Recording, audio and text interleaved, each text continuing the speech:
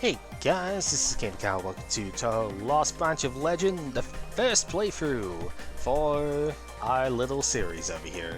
We're gonna go in with the character that most people will pick as their first one here. We'll go for Reimu on the red side. This is, in terms of complexity, the least complex that we get here. Reimu herself starts with 80 health and 10 money, so yeah, you really don't start with a lot of money compared to most, many of the other character stuff, but that's fine. In terms of the red style here, our spell card, which again we get by gaining power from defeating enemies and whatnot, we can do 15 damage 3 times, and that damage is accurate.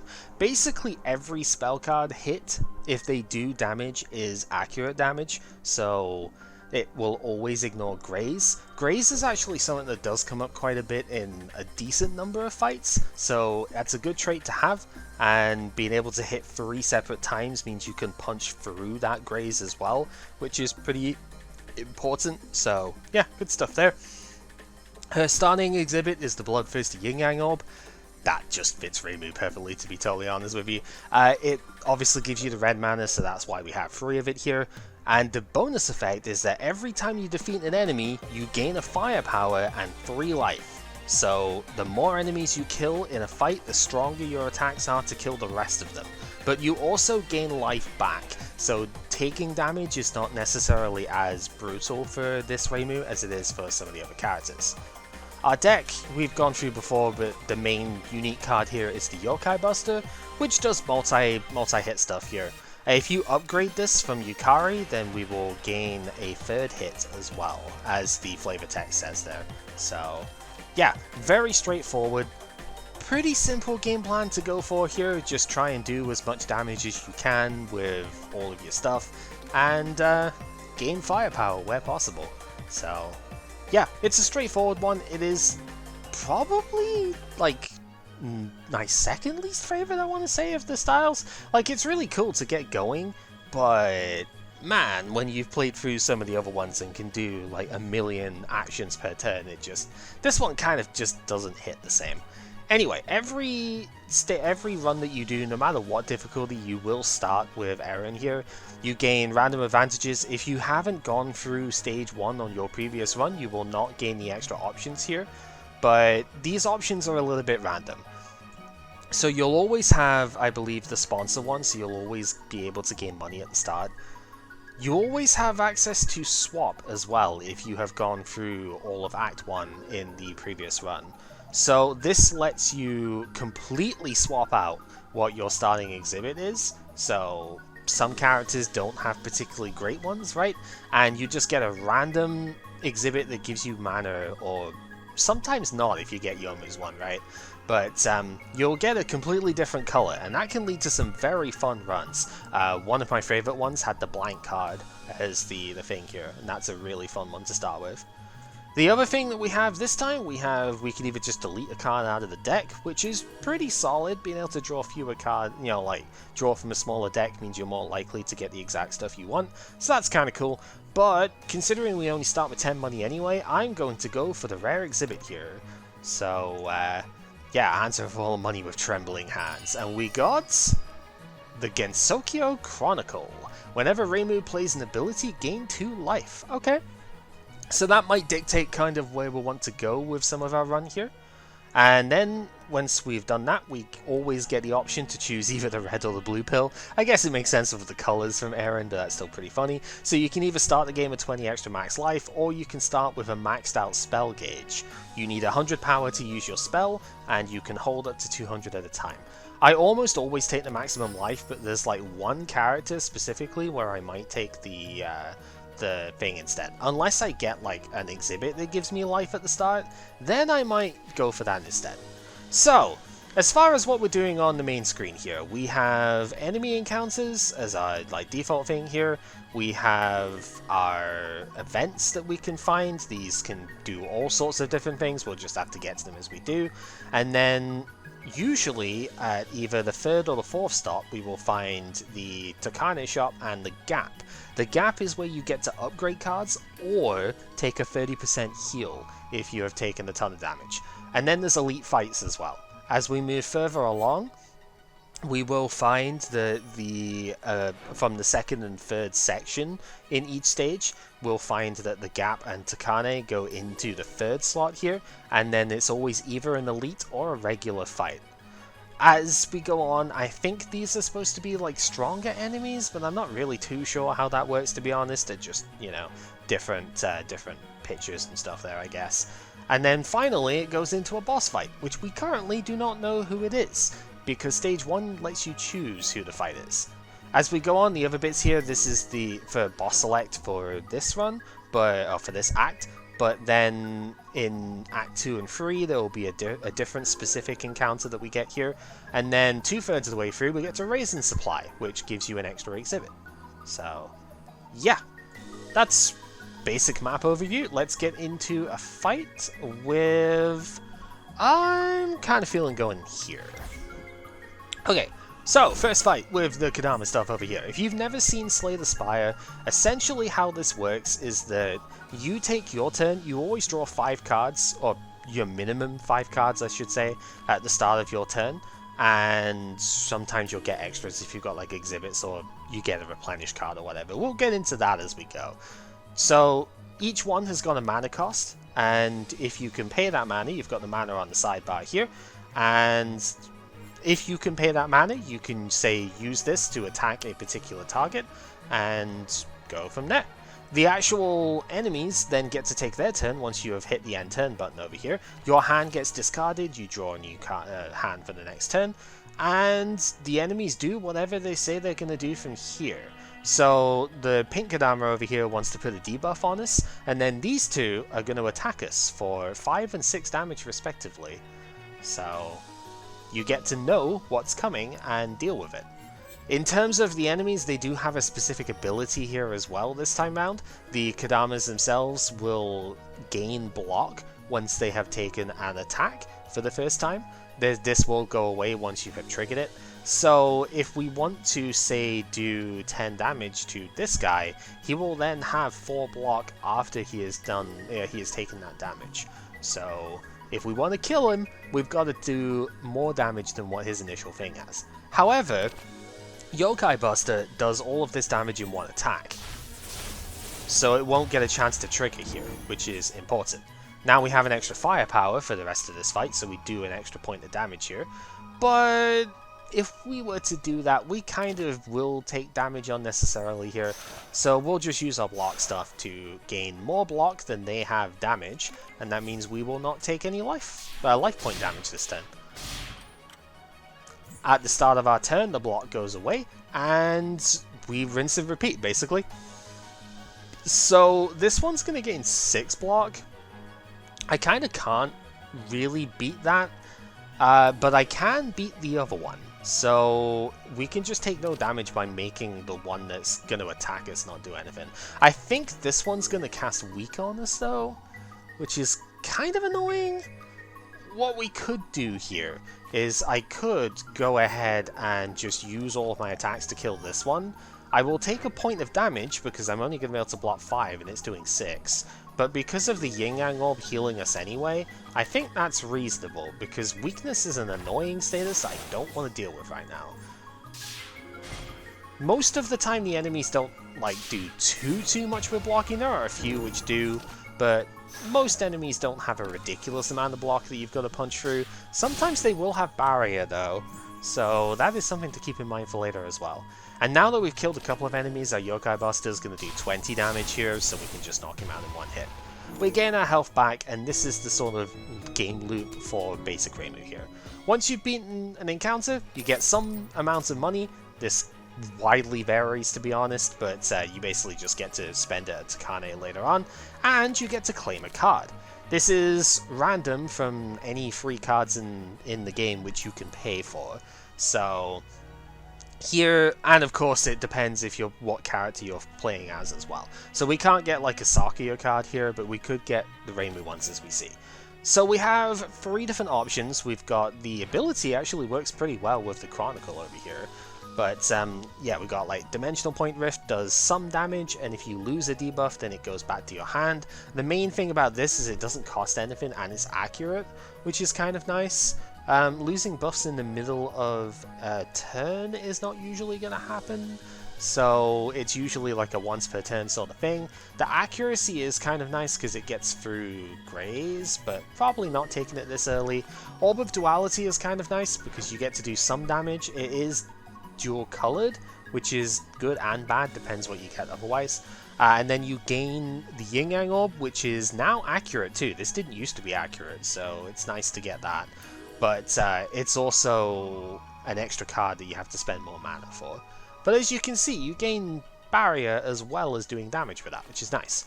And then the ability here from Byakuran gains firepower for the rest of the fight. That's probably good enough that we'll take that for now, just because this Reimu does like to stack firepower.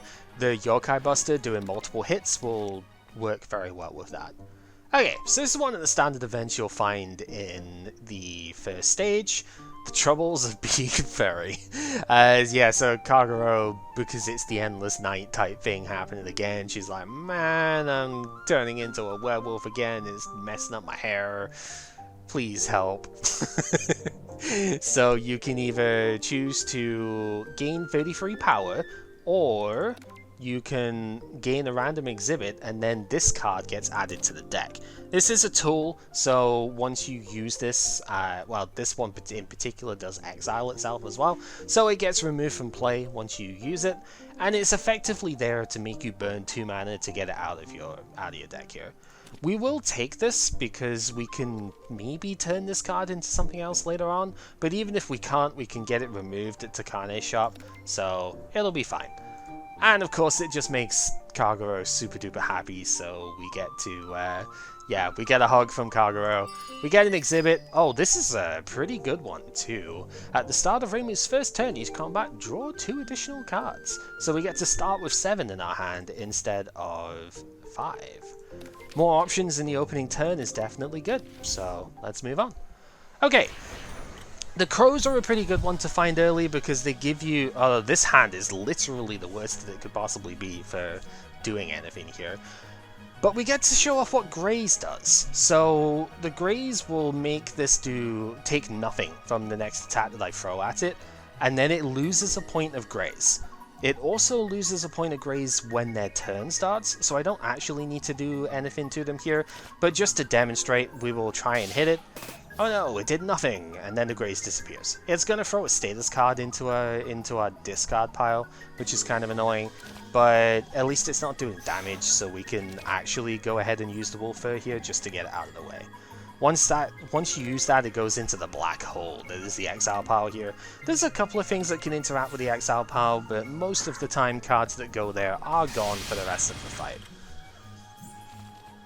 So, now we have this one trying to do 12 damage, and this guy wants to put Graze on itself, which is also annoying, but I have no defense cards now, because I drew them all in the opening hand. So we're just gonna have to get rid of this guy. And we can do that relatively easily. So one way that we could do it is we could just hit with like our 3 attacks, and that'd be fine, but we also have an ability to gain extra firepower. So if we use that one, now we can do 10 damage twice here and 7 with this. So we still get to take it out, but now we have a benefit for the rest of the fight. So we gain an extra firepower for killing him, as our Bloodthirsty Orb will do, and now we have 2 Greys that we have to punch through, which is annoying, especially when we don't draw attacks, but such is the way.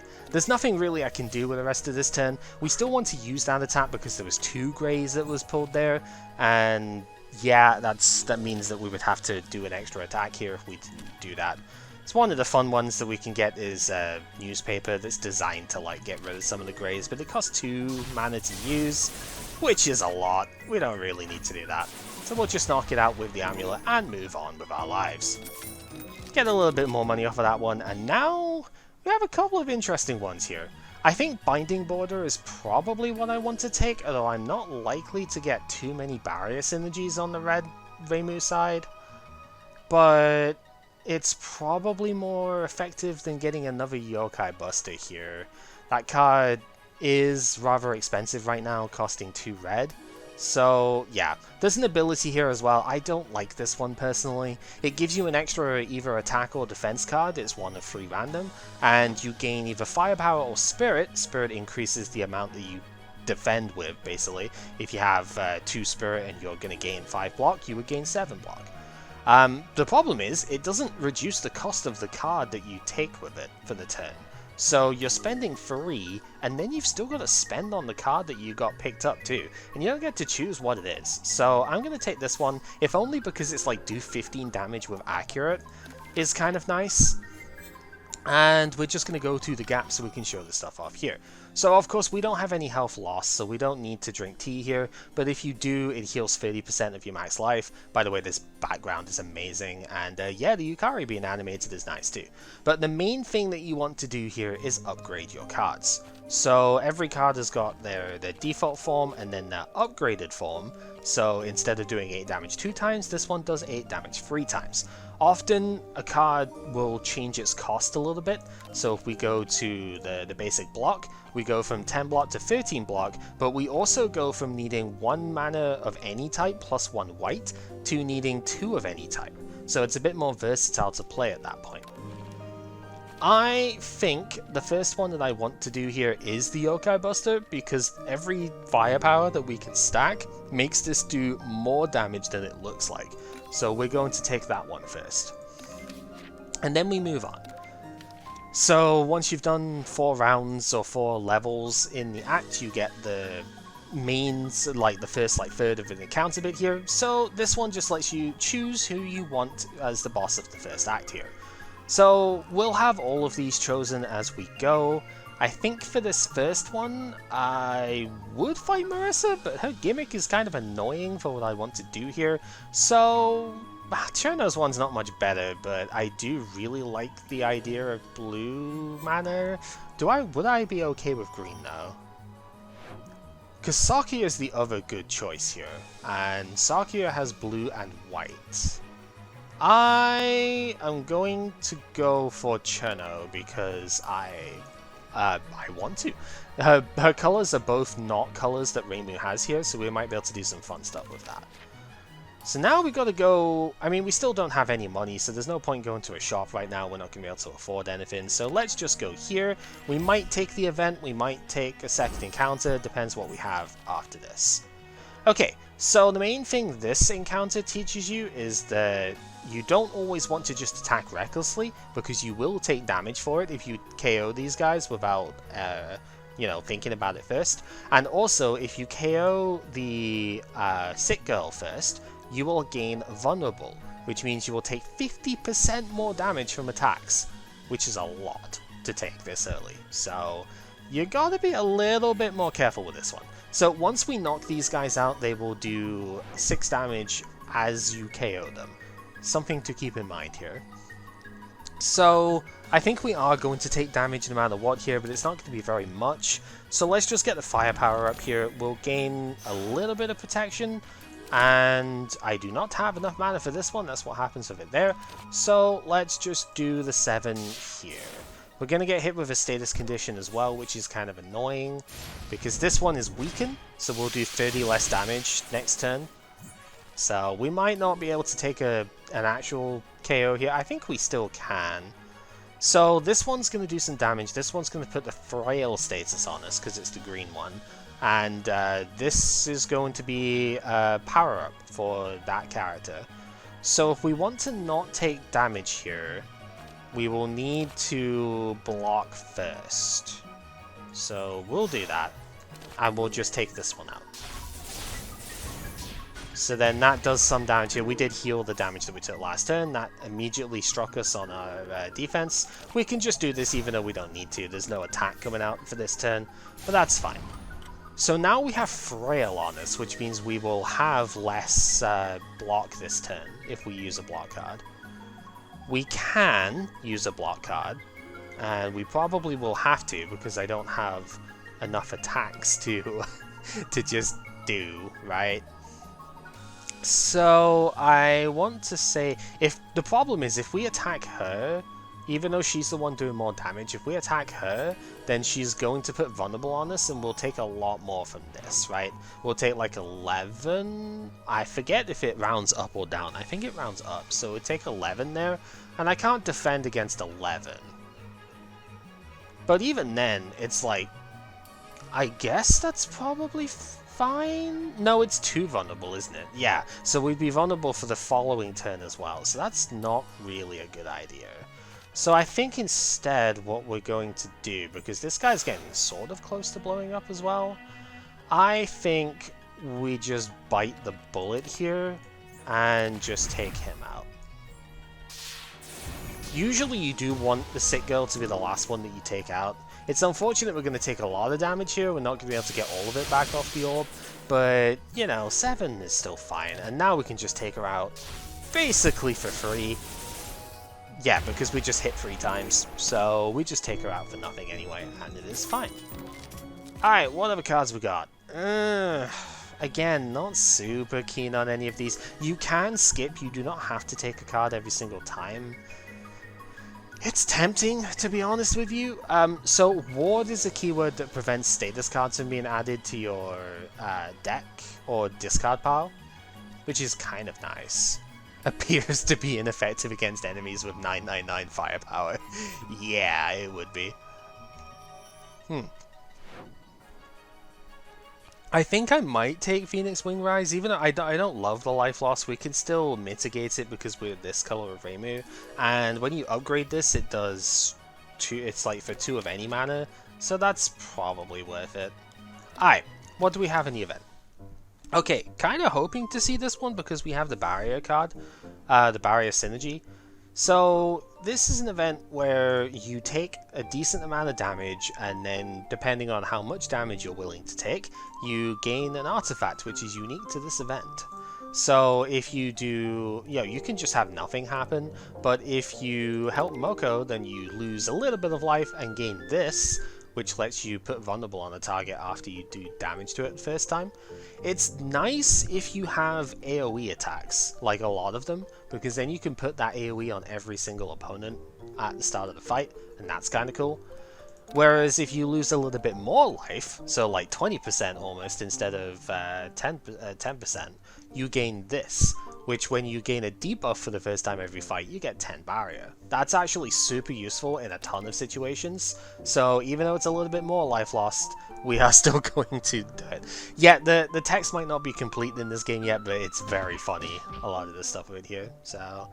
And again, not all of it is complete. After blocking, if you punched... Yep, so Moko gets all pouty, and Kagi is like, yeah, keep having the thing.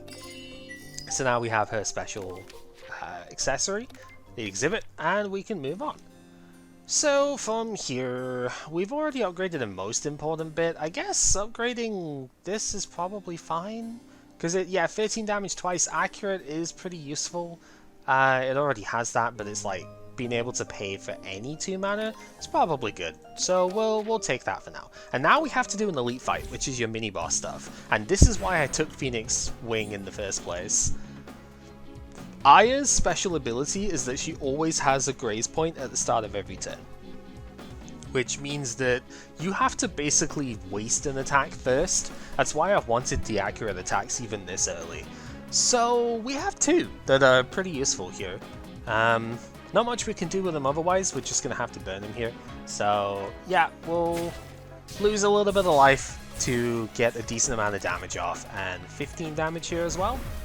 It's pretty reasonable. I mean, we did nearly 40 damage about 40 damage that turn, right? So 41 to be exact.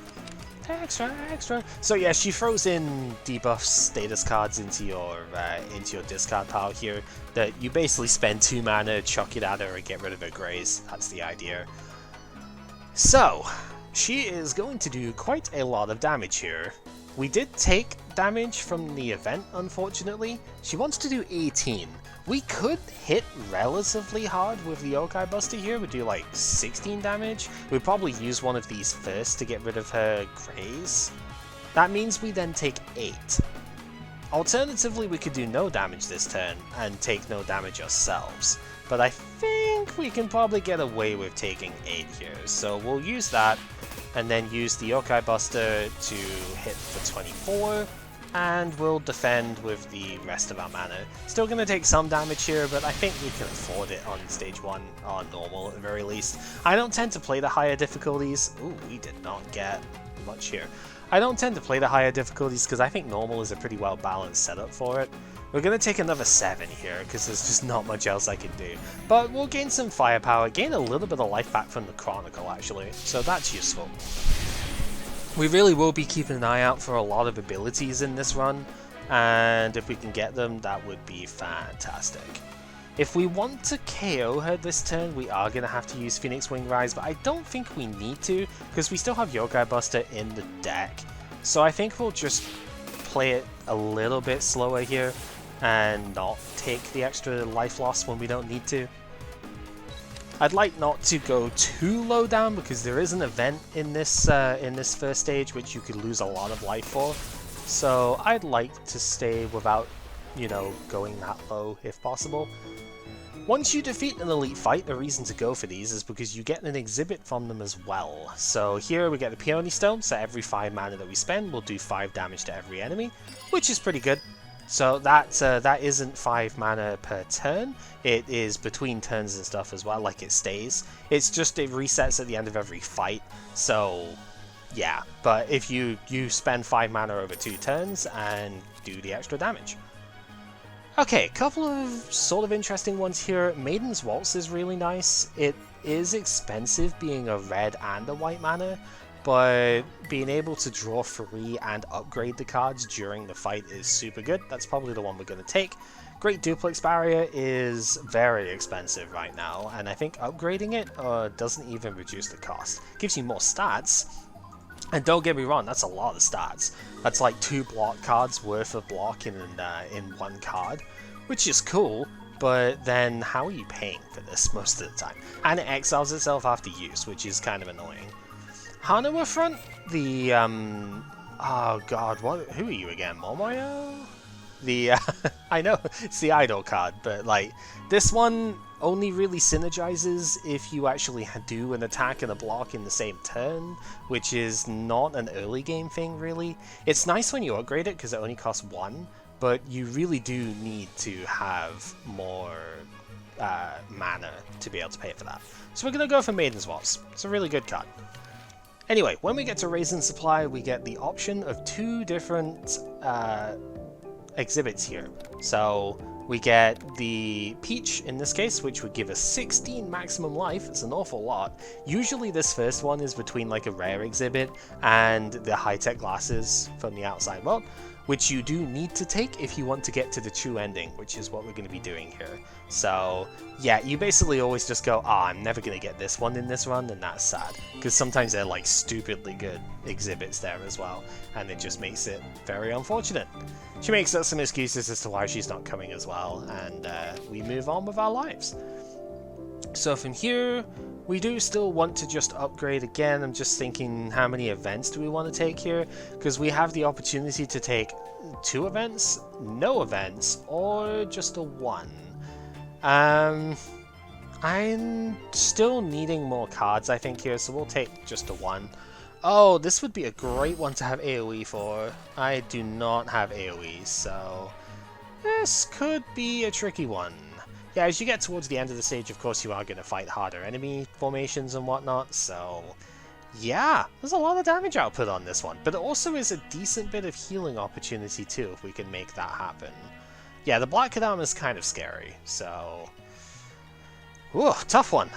We don't have a lot of defense available, and by a lot, I mean we don't have any defense available, really. So if we use the firepower, we could take this guy out. That's at least something. It's probably fine. If we upgrade, we could probably draw a block card, which would give us the defense to survive the turn. We're taking 21 if nothing else happens here, and I didn't draw a block in the first hand, so I think I'm probably just going to go for the firepower route here. So we'll do that. We'll take that guy out, and then probably just block so we don't take quite as much. We're taking 10 damage this turn. That's still a lot, to be honest, especially when there's a status condition involved, but we do get barrier for it, so that's nice. Okay, so now this turn is looking a little scary, because we have 8, 4, and 9, and the blue one's going to do weaken to us as well. But we have a couple of multi-hit moves that can one-shot stuff here, so if we use Yokai Buster, we can take out the Kadama in one hit, which is good.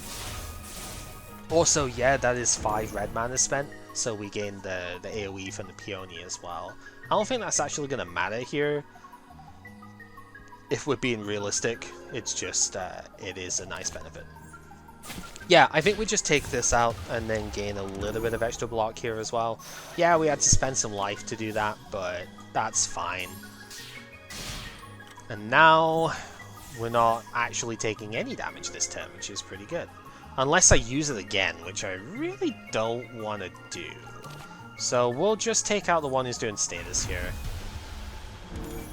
Probably actually burn the wolf fur as well, and gain just a little bit of block so we don't lose as much barrier.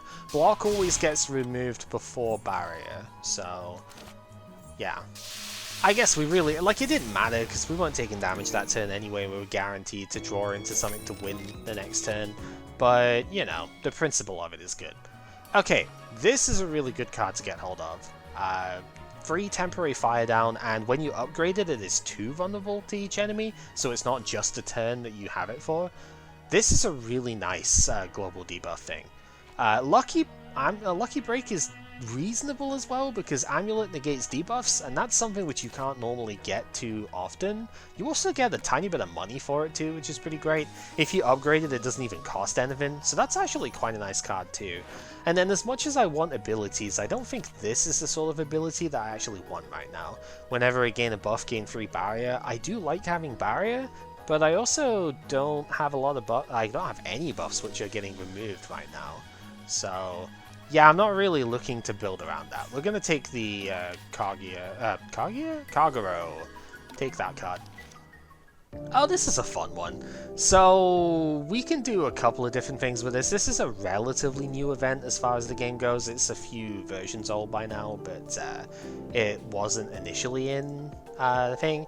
Most of the time I'll just take the upgrade, but if you lose a couple of life points, you can actually like either delete a card out of your deck, which is kind of nice, or transform a card into an uncommon here. This could be used to transform the Wolf Fur into an uncommon. And you know what? I'm feeling dangerous enough here. We'll do it. Anything is fine, I guess. Behold my holy scale power! Woo! Yeah, we're going to transform this into something. You can transform most misfortunes into other cards as well, unless it says unremovable. Okay, so we get an okay enough card with it here. Blackout from the smell. Oh no! So we lose a little bit of health, but we're at a nice point now, so I think it's fine.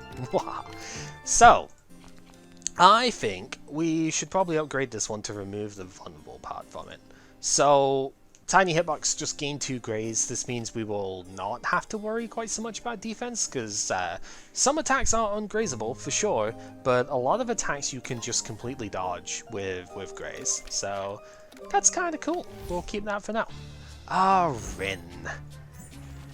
This one usually forces you to lose some life as you go through, which is a little bit annoying, but I suppose we'll make do. Yeah, so I think the easiest thing to do here, we are probably just going to go ahead and use our use our stuff, do as much damage as we can here. It's only 1 vulnerable, but we do 46 on the first turn here. We do not want Rin to get too far into the fight here, so we want to make this as quick as we can, but it's tough. So, what we have are 3 Vengeful Spirits that if Rin dies, then these die as well, so there's at least that, but they're going to do 7, 5, 6, so we're taking 18 from these, and then she is going to explode whichever one has the lowest life, which is the blue one at this point, and do double damage on the Revenge Bullet part. We do gain a firepower off of that, which is kind of nice. But yeah, she is intending on doing ridiculous amounts of damage for normal mode, let's be honest. So this is 28 that we're taking if everything goes through. The attack order is always the same. It is always top to bottom, well, left to right, then top to bottom if they're vertically aligned. So if we use tiny hitbox, we get to dodge these two, and then we would still need 16. So we're going to take damage no matter what this turn, which is kind of sucky to be honest. But we can at least avoid more of that damage if we use this. So we will. And then I think is probably just go on the offense here. Because I really just want rid of it. That's the thing. Yeah, let's just go on the attack. We are going to take a bit of damage, like quite a bit of damage I guess, which is annoying, but we should be able to beat Cherno with the amount of health that we have. And we do gain some life back anyway from beating these guys, so it'll be fine. And we win this turn because I did that, so it's okay. So 11 damage 3 times, just about takes her out, and then the shoot will definitely take her out. And from there, every other one explodes. We gain life for that as well, thanks to our orb. And we're up at 70 for going into the fight, which is good.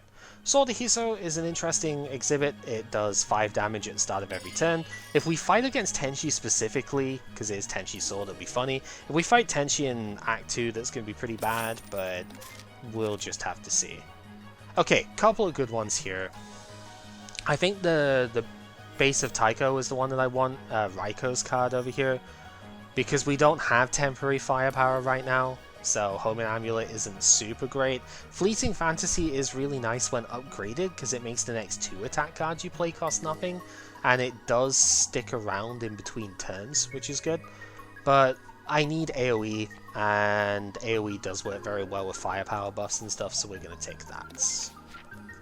Now we get to upgrade one final card before we fight the boss for the round, and I think the upgrade is probably Full Moon Howl. It's interesting because, like, there's a few cards here which are worth upgrading. I don't like upgrading the basic cards, to be honest. There is an event that you can find in Act 2 that can sometimes upgrade all of these, so I tend to like to see about that. But most of the time I'll be trying to remove these at, like, Takane Shop as we go anyway. Strengthened Body is an interesting one because you just gain 1 extra firepower off it. That doesn't sound like much, but it does add up pretty quickly, so that can be nice. The Taiko one lets you do 16 instead of 12, which, considering it can do damage 2 times to blocking enemies, is quite nice.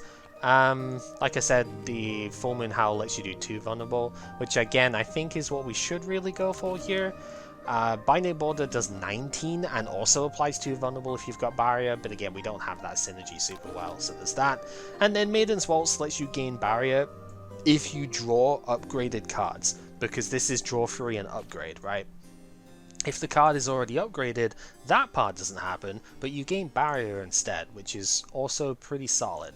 But for now, I think Full Moon Howl is the one that we take. And now we fight Cherno. So Cherno is the newest boss fight that we have here, and she currently does not have her own song. The other 3 do, and the latest one to come in is Sakuya's, so that's why we're hearing that one here. Hey, did you steal the branch? She's like, what's the branch? So, Cherno is going to start off doing 18 on the first turn here. We can defend against that, which is not terrible. Probably want to defend against most of it. Yeah, I really like the song, by the way. Absolute banger over here. I guess if we do that, if we're going to defend against it, then we're just going to want to do that here. We could use this and do like 26, get through more of the fight quicker here, but I think we'll take it a little bit slower for this one. We can defend against this. She's going to do some status stuff as well, which is annoying, but that's fine. I think the best thing to do here is just to go... You've got to make sure that your mana is being well spent with stuff, by the way, because it could be very easy. If you have other white cards, I was going to call it that. If you have other white cards in your hand when you play this, there may be a chance that it doesn't pay for it using double white. Like, most of the time it's pretty smart, but there are quite a few times where you need to make sure that you're spending the right mana. If that is the case for you, you can designate a special bar over here, which now these two will be priority to spend. So if we go for the... so let's see if this works. If we go for this, yeah, it's going to default to using them both. If we go for this one, it defaults to using white as well. But if we click the red one here, using the boundary will now use the red mana. So you can make sure the game spends the one that you actually want here. Now that we have the explanation done, let's go beat her up with our Yokai Buster here. Do a reasonable bit of damage, and she's going to be vulnerable this next turn as well. So the cards that we draw here, we can definitely do a bit more with as well, which is good. I think dodging here is probably fine. I kind of wish that we had like one more mana that we could use. I could use the spell card here if I wanted to do more as well, but I think that's kind of unnecessary. So we'll just gain the grace so that we don't take damage off of it, and this is the highest output. The alternative is to just set up for the next turn, but because we got vulnerable here, I want to just do as much as I can, so we'll just do the 18. Because that vulnerable is going to go away now, so... yeah, so we got a debuff of weakens, that's why we have our barrier up now, and that means we're going to do less damage this turn, unfortunately. 6 times 3... we can defend against most of that just by using these. Let's draw and upgrade the cards here, see what we can do with that. And that's not a good one to end up drawing off it. So this is Cherno's specialty here. Her status card means that the next card that you play costs an extra mana. It will exile a mana freeze in your hand when it does that, but that means that we can only play one more card this turn. Unless we were just to play shoot block, but that seems pretty bad. So we'll just have to defend here. And yeah, a bit of a shame, but it's fine. So we still get to keep 2 barrier, which means if we draw, if we draw the border, then we can use that, which is kind of nice. And now she's going to do her spell card to do 24 ungrazable. So if we had tiny hitbox, that would not work here. We don't really have defense for this, so unfortunately we are going to have to take damage here, which is annoying. Not much to do about it though. Let's just maximize damage for the future here. And Full Moon Howl into 26, plus add an extra vulnerable. So for the next 3 turns, she's going to take 50% more damage. In the meantime, yeah, spell card gets used, and now she has an extra buff to it as well. So Cherno kind of works with her teammate thing. It's random every time that she uses her spell card. So in this case, she's got Kasumi's Cleanup, which at the end of her own turn does 6 damage to me. We drew the mana freeze again as well, which is kind of annoying. So once again, especially because of that mana freeze, we're not going to be able to fully block all of the damage here, but I think that's okay. So Yokai Buster gonna do an extra 45. It's pretty solid. We could just take the hit here. We're taking 17 this turn, because she also gains a firepower every time she uses a spell card too. 17 is a lot, but I think we can probably take it. Yeah, because we just gotta beat her before the vulnerable runs out, so I think we'll be fine. There is a point reward at the end, like a score reward for taking no damage in boss fights, but since we already took damage, it's like whatever, you know. Annoyingly, I don't think we can KO her this turn, so I guess we just do the damage that we can, and also just like block the next hit, right? Yeah, unfortunate, we just didn't get enough draw. I want to spend the extra red mana just because of the Peony Stone there. It might come up. Yeah, we still take a bit. Oh, that goes through Graze. That's actually interesting to note. I did not know that. Because I don't tend to find this. I tend to find Eternity a lot more. It was just infinitely more annoying than Kasumi here. Anyway, we beat her up. We get a lot of power off of it. I didn't use the bomb because I could use it next thing. And now we get to the interesting screen of what exhibit do we take. So, For every round, I mean, it's got the tooltip here, but I'll just talk about it because it's a lot easier than showing the text box for it. Every time that you do one of these, in Act 1, you will always get one of the 2 exhibits that are unique to the character that you fought. This is why you get to choose who you fight, so you can do a bunch of specific stuff with it. So in this case, we get the blue one, which is actually the one I really wanted here. I was hoping to see this. So we're taking this, but we'll go through the rest of the stuff as well. You then get on the left-hand side one exhibit which has a color that you already have in your pool. This is so that you can increase the synergy with your own stuff. So in this case it's a white one, it could have been a red one as well, and these are random exhibits that we will find from the rest of the bosses that we fight as well at the end of stages. And these can do a bunch of different stuff. This is actually a really nice one too, being able to gain power every time you fight an enemy and win against an enemy is really nice. The other one that we have here is completely random. It's got no specific relation. It might still have a color that you have, but it's not designed to have a color that you have. This is usually where you'll find the rainbow ones, but in this case we have a colorless one, which is very interesting. Maybe makes me think that we're going to find Junko in the next area, which would be curious as well. Yeah, the Miracle Mallet lets you do a lot more damage with the basic attacks, because Sukuna is the event that like upgrades your basic stuff, so that's pretty fun.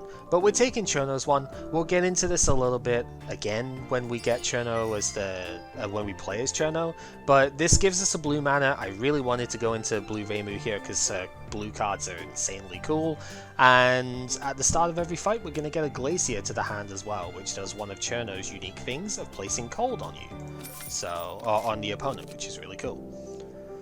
Ooh, okay. So at the end of every stage you will always be guaranteed to get rare cards off of the pulls here. These are interesting. They're not, I want to say they're not that impressive, but Lunatic Dream could actually be here, especially if I do upgrade it. So Lunatic Dream is a synergy card, and that means that if you have to pay the default cost for like absolute guaranteed, so it's always going to do 5 damage to each enemy twice as a default, but you are allowed to spend more mana if you put it into the tray on that left hand side, and that means you can do the effect multiple times. We're taking this because it does synergize with firepower, but we'll see how it goes. It's not a card I normally pick, so be curious. Alright, first thing you do on Act 2 and 3 is you see who you are fighting at the end here. Of course it's Tenchi because we have her sword. That's gonna be annoying actually, because Tenshi's gimmick makes doing small amounts of damage really bad. So yeah. Now we still don't have a ton of money, and Renosuke's event is a trade event, and we might be able to get some more money out of that. Maybe we can sell the sword, that'd be really good. It's a bit random, but we'll see. So I don't want to take Takane, but I definitely want to take an event, because the starting event in stage 2 can be very, very powerful depending on what you find. So we'll take this. I might end up fighting the elite instead, we'll see. So now we have an extra mana to play with, so we can spend more on our stuff, which is good. The Drowned Girl over here always starts with a status that that does damage over time to you. So as annoying as, like, it's a lot of HP to churn through, but you really want to try and get through this as fast as you can. I just don't know how exactly we're doing that right now. I think it's probably just gain firepower, and we'll just do our basic hits here for now. Next turn we're going to need a lot of defense if we're going to survive the hit. Or Tiny Hitbox, that would work too. We did not get Tiny Hitbox, unfortunately. We actually didn't really get a lot that could survive her attack. Yeah, this could be kind of rough. Yeah, defense... defense technically does save us here. So the debuff that she puts on us means that we take 10 damage at the end of our turns. So effectively she's doing 26 here, which is a lot. If we use Full Moon Howl, that puts it down 5 times 2, that puts it down to 20 though. We can defend against 20. And I think that is a reasonable endeavor. So we'll block, and then we have barriers, so we'll get the extra, for what it's worth, we'll get the extra vulnerable on. And then the one last mana, because we have vulnerable and this retains anyway, we will do our extra damage. And we should be able to take her out this turn and still take nothing here.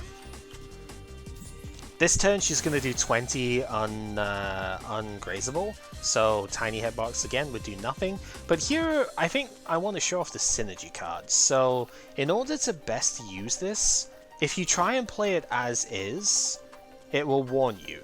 You can set mana at the bottom left for X cost cards. You can just play it as is, but this will not spend extra mana. For that, you need to go ahead, we might as well just dock it all. You need to go ahead and do this. And when you do that, it's going to spend all of the mana automatically and do the attack. Which in this case would do 7 or 11 because of vulnerable, 7 damage 6 times. Just pretty powerful. It's a good effect. Okay, definitely going to go the upgrade path because we have free fly here. So first things first, if when you beat a character in stage 1 and you take their unique exhibit, that lets you find cards from their card pool and add it to your own. So we can get Refreshing Breeze from Cherno here, which is a very funny looking card by the way. I know the artwork's unfinished at the moment, but I wouldn't be mad if it just stayed as this, it's so cool. Yeah, you gain like 18 block for free mana and upgrade cards, blah blah blah, whatever. It's one of Cherno's standard stuff. But we're taking the ability here, partly because of the Chronicle, but also because we get extra mana at the start of turns, and that's got to be a priority upgrade target here as well. So, what do we get? We get Patchouli. This is the one I like the most. There's 3 characters you can find as events for the opening of Act 2.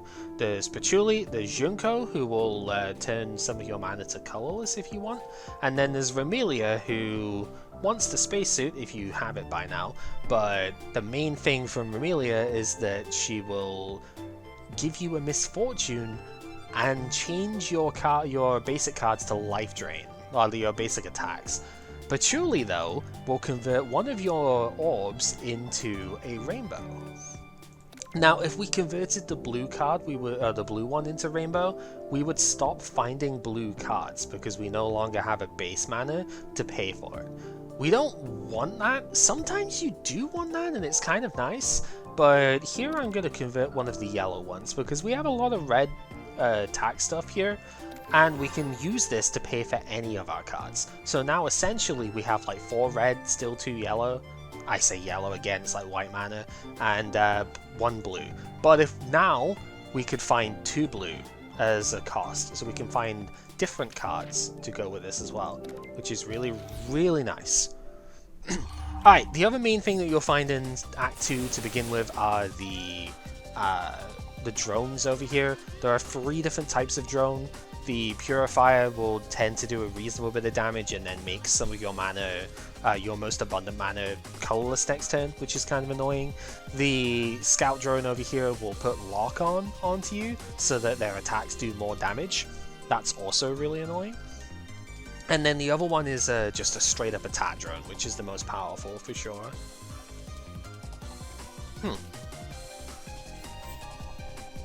So what do we do here? They also start with an amulet, so they'll negate the first debuff that goes their way, which kind of sucks for Full Moon Howl, not gonna lie. That negates the firepower down, but to be honest, I don't need firepower down this turn because I have tiny hitbox, so I can graze these 2 attacks and still be totally fine. The vulnerable will still go through, so we'll use this. We'll get rid of the amulet, put vulnerable on them so they take more tiny hitbox so we don't take damage this turn. And now it's a question of, can we knock out this guy down the bottom? So if we use this, it does 20. We actually can, because we can use the Glacier as well. So we'll use this, we'll pay the life, do 40, and then apply Cold as our last mana here. So Cold, as a status effect, will do 9 damage at the end of the turn, and they will lose their cold at that point. If you can apply cold another time whilst it's already cold, you'll do an additional 18 damage to them at that point. That is Cherno's main gimmick. We're probably not going to get into that like at all, Realistically, the Glacier for us is just like do 9 damage, which is still pretty reasonable. And then from here, we have everything set again, so let's just go for Lunatic Dream because it's fun. Also, yeah, as I mentioned in the description video stuff, this rainbow mana also counts as any color for stuff like the Peony Stone. So now we have 4 mana, which does contribute towards the do damage. So we'll do that much more often, which is really good. As you can see, we get a couple of blue cards here as well now. Diamond Breath is reasonable. Do 10 damage to a random enemy, draw a card, is basically what it says here. If you do have an enemy with cold on, then it will attack the cold enemy and do gain the mana back as well. Honestly, this is just decent enough as do 10 damage and draw that I am willing to take it here. So now we are going to upgrade this one because it goes from costing white and red as well as 1 to just costing 1. So yeah, it's very efficient to weave into turns at this point, which is good. And now we get the Renosuke event. So this is why you need the high-tech glasses as well. Unfortunately, we don't get to sell like the good bit here, which would be the sword. You get 2 of your random non-mythic exhibits, or shining exhibits, I should say. Your mana gaining ones, so long as it's not one of those, you get like 2 of your random exhibits get put up for sale, more or less. I guess we could get rid of the Chronicle. It's not that big of a deal for us. We don't have to focus on abilities that much, and gaining this much money means it'd be really good for Takane's shop coming up here. So yeah, we'll do that. And then if you have the high-tech glasses, why we have to take them from the first event, then you trade them to Renosuke, and you get the game console from the outside world. Gee, I wonder what this could be representing. Yeah, instead of gaining extra money at the end of every fight, now you gain power instead. This will be part of the trade quest going into the next sort of bit too, so yeah. Okay. Unfortunately, the shop here does not have an elite encounter behind it, so I'm going to elect to skip it until the last part of this stage. We'll keep moving on for now. Alright, bats. We didn't see the bats in the first stage. This used to be a stage 3 encounter, by the way, but they've moved it to stage 2 because I guess it wasn't that hard in the end. Yeah, the bat with a top hat and the wine glass here, absolutely awesome. I love this guy. Yeah, we didn't see these in Act 1, but the 3 bats are available there too. They have the vampiric trait, so they will recover damage if they actually do damage to you. So you do have to keep that in mind. And here they are trying to do 16 total, which is a fair amount, not gonna lie. Can we beat them up in one go is the question. Not entirely, but we can make it so that no damage is dealt, which is probably as good as it's gonna get. Yeah. So if we go tiny hitbox and then take this guy out, then we will take no damage basically from this turn. So let's do that. So make sure we don't take anything. We will do accurate damage here, and Yokai Buster will finish him off. So now the other 2 are going to get grazed, so they won't do damage to me. They'll lose their own graze, and this guy is going to put echolocation, so he is going to put lock on us. Not much we can really do about that. He's got over 70 HP. I'm not taking him out in one turn. We do get barrier for it though. And yeah, essentially, we're going to take 3 more damage now for the stuff. But I think we might be able to just take everything. Oh, we can take everything out except the guy at the back. Is that worth it? So if we spend all of our mana, we're doing 36, and it's AoE, which is pretty good. Or we could just spend 3 mana to do 18. The thing is, we don't have any defense in this hand, which is kind of annoying, but I think if we do it that way, is that going to work better? Because then we get to use this, which I think might be better. So let's do this, so we can do the AoE, So that takes those two out. We gain 2 firepower from it as well. And he's now at 39. So this lets us do 32. And our last mana is spent here. By the way, the shoot animation has color that reflects the color of mana that you use for it, and I just think that's awesome because every character gets shoot. So, you know, you spend a rainbow mana, or philosopher's mana is technically what it's called. Ooh, this is good. Yeah, you spend a philosopher's mana and it goes all rainbowy, and it's great. Okay, not a huge fan of this one, especially not for this build, because it takes 2 white to use, and we only have, like, 2 available, so it's not great. Yokai Buster, we could use that at this point, it's not terrible. Visionary Tuning is amazing, though. So this, well, it takes 3 mana, but it adds 2 cards that will give you mana of the respective color. When you upgrade this, it only takes 2 mana, and you can keep these cards for a future turn if you don't have cards in hand to use. So yeah, Raisin's cards, really good in this game. Big appreciate. Let's take the event, see what we can see here. Oh, this one's curious. So we're going to see our first Misfortune card here, because we're going to basically take it for this one. So we have the Carpadrones are kind of getting in the way of... It's a patent from the Lunar Capital, apparently, okay. So you can either choose to help her, at which point you get a tool card that stuns the drones. The problem is, it's not a lot of damage, it's not technically an attack card that does matter for certain exhibits, and it just doesn't do much. Maybe if it could hit every drone, because there are fights that have like 4 drones in them. If it could hit every drone that's in play, yeah, it'd be great. Pretty good against Notori too, but it's not like impressive enough. Whereas if you go for the other event here, I guess you could just have nothing happen too, but if you go for the other one, then you get a pretty nasty Misfortune, which is annoying, but you can remove this one later. And you also get 3 tool cards to add to the deck as well. So this is what we'll go for. I have to teach you a lesson. Oh, she does the Men in Black thing, because she has a weird stick wand thing.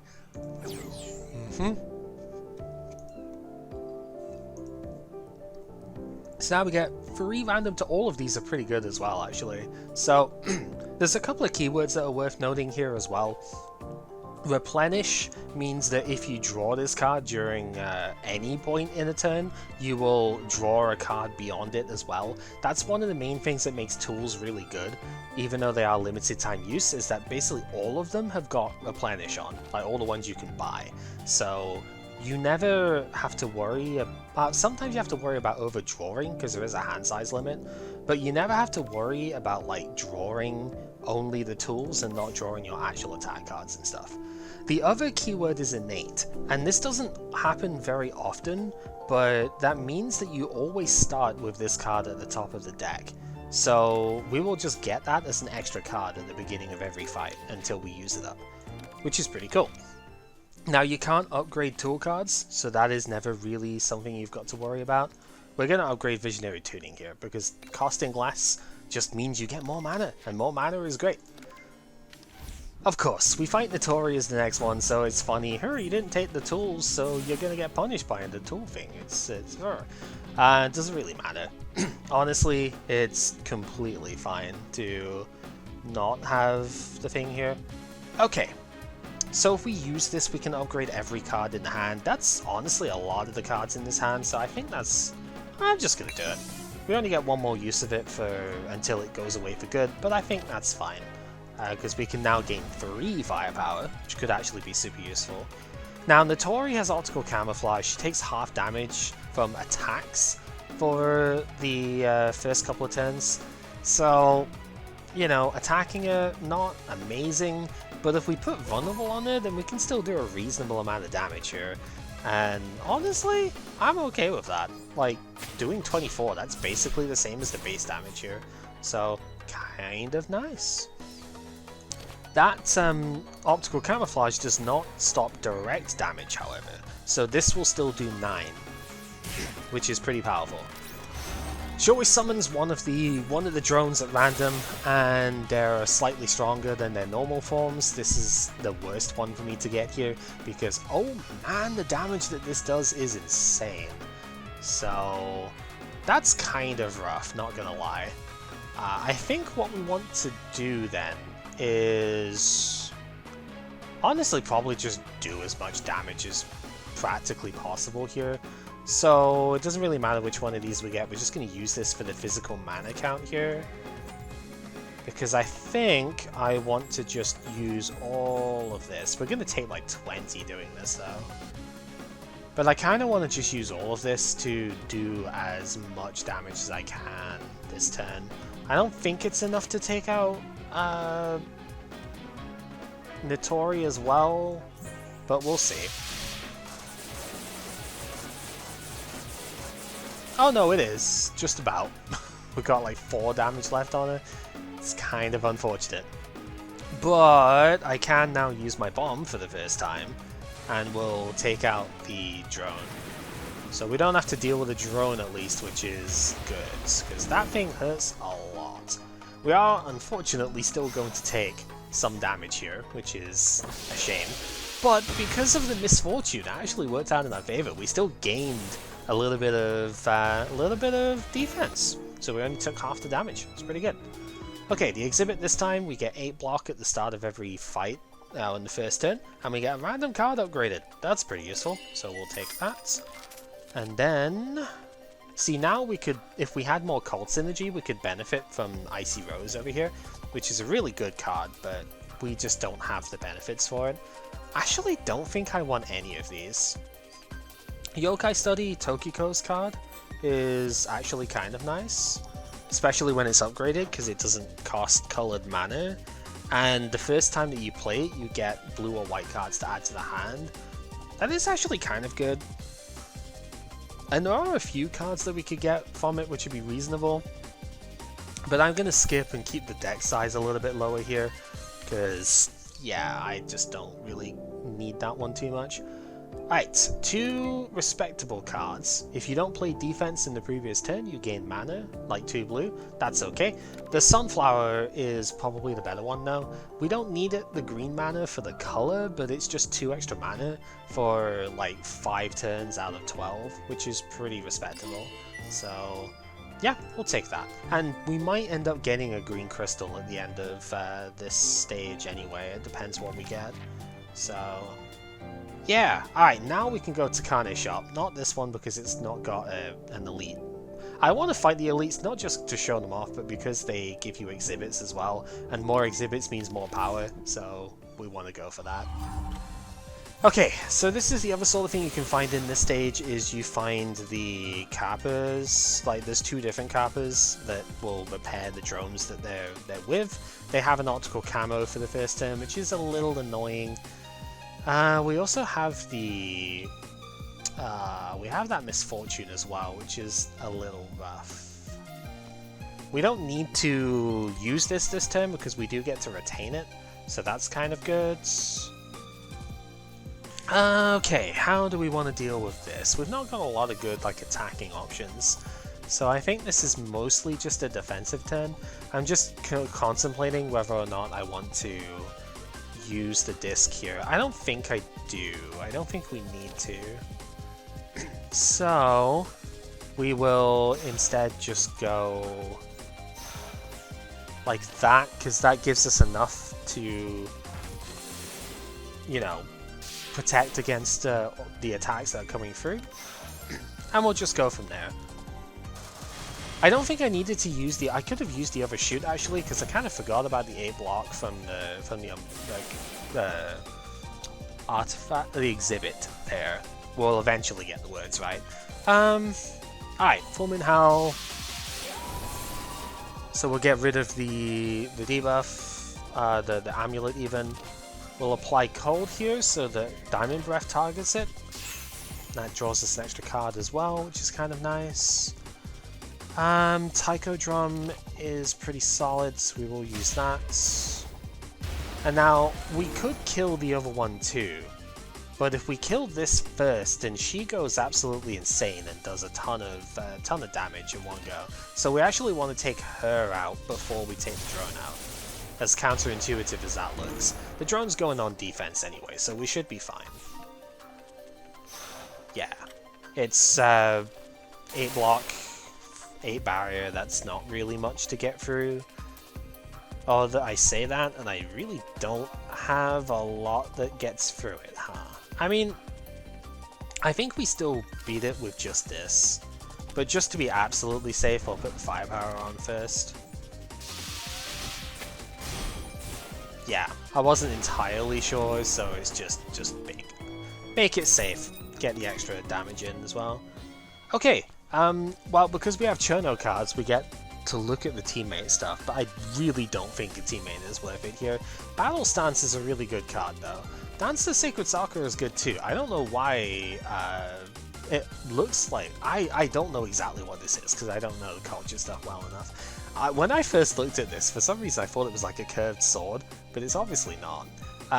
Yeah, we get 2 temporary firepower. There's a different card artwork stuff for this one too, but it's the old one. It's very silly, but we're going to take Battle Stance because extra defense is fine, and gaining temporary firepower for the rest of the turn, also pretty good. Oh, Hina, that's... I was hoping to see you a little bit later, but okay. So one of the events you can get when you have Misfortune is Hina, who can just take away most misfortunes from you. If it's unremovable, then it still won't go away, but ours is, so we can remove them. There is the option to gain a random misfortune as well, which you might think is completely like, what the hell would you do that for?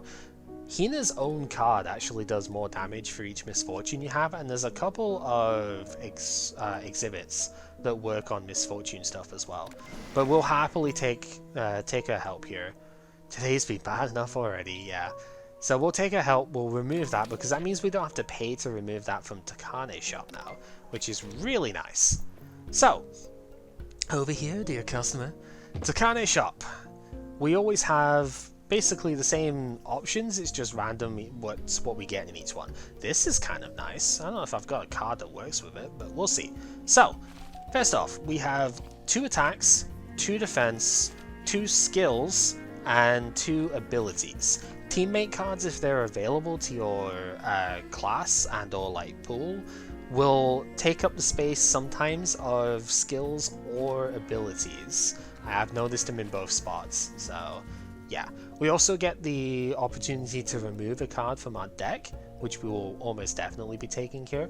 We get 2 tool cards, and we get 3 exhibits as well. Some exhibits are, like the smart speaker over here, are unique to the shops, so keep an eye out for those. Every remove that you use, unless you get the Dreamcatcher exhibit, every remove that you use will increase the cost of the next remove.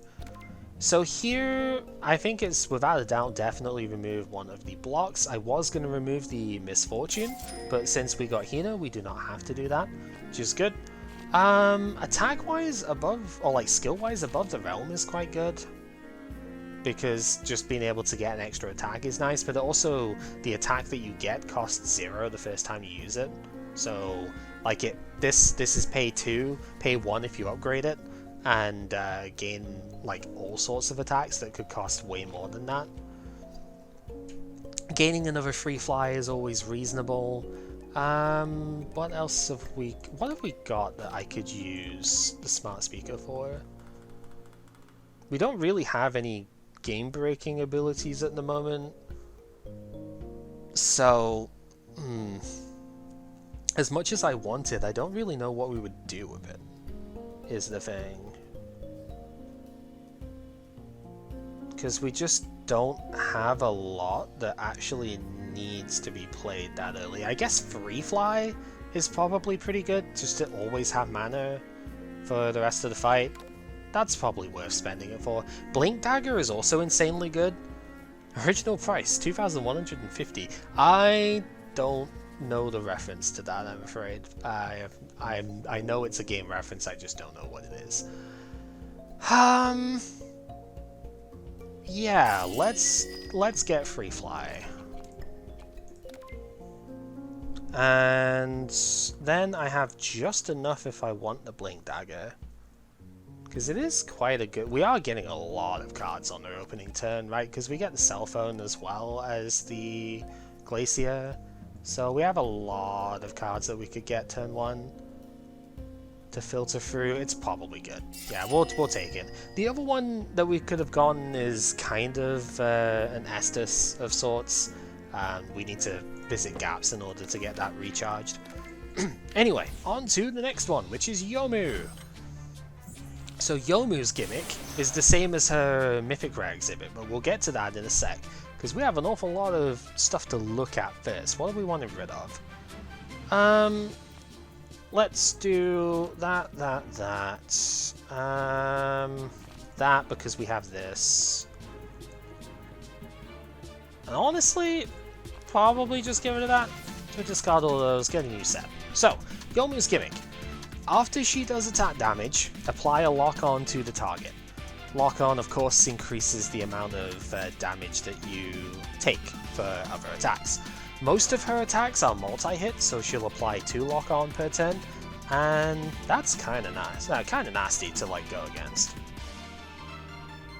As for how do we deal with that, that is an excellent question. Obviously we want to start free fly, that's the whole point of putting it on the smart speaker, so we want that. I think we want to just do firepower for later, gain enough block that she doesn't like kill us. This is the only block card I have left, I suppose, so we'll do that one. And then the one attack that we have left is Diamond Breath, so we'll use that and go from there. So she's going to put 2 lock on, that's going to put barrier on us, and she also puts a point of graze on for most of the opening stuff here as well. Kind of wish that we had Lunatic Dream now, that would have been nice. Oh well. Let's go Maiden Swaps. All of those cards were already upgraded. Maybe I need to upgrade Maiden Swaps then, because I would have gained 15 barrier off of that. I think we're at the point now where we have enough upgraded cards that that's probably a good idea. Okay, Tiny Hitbox makes it so that we don't take any damage this turn, so we don't gain Lock-On as well. Lock-On does depreciate every turn that you have it, so that's kind of good. Visionary Tuning just makes sense to play for later. We'll gain Flame because we have more red cards to use. I guess it's probably fine to just do Full Moon plus this one. Get a decent bit of damage out, and have Vulnerable for next turn as well. Seems good.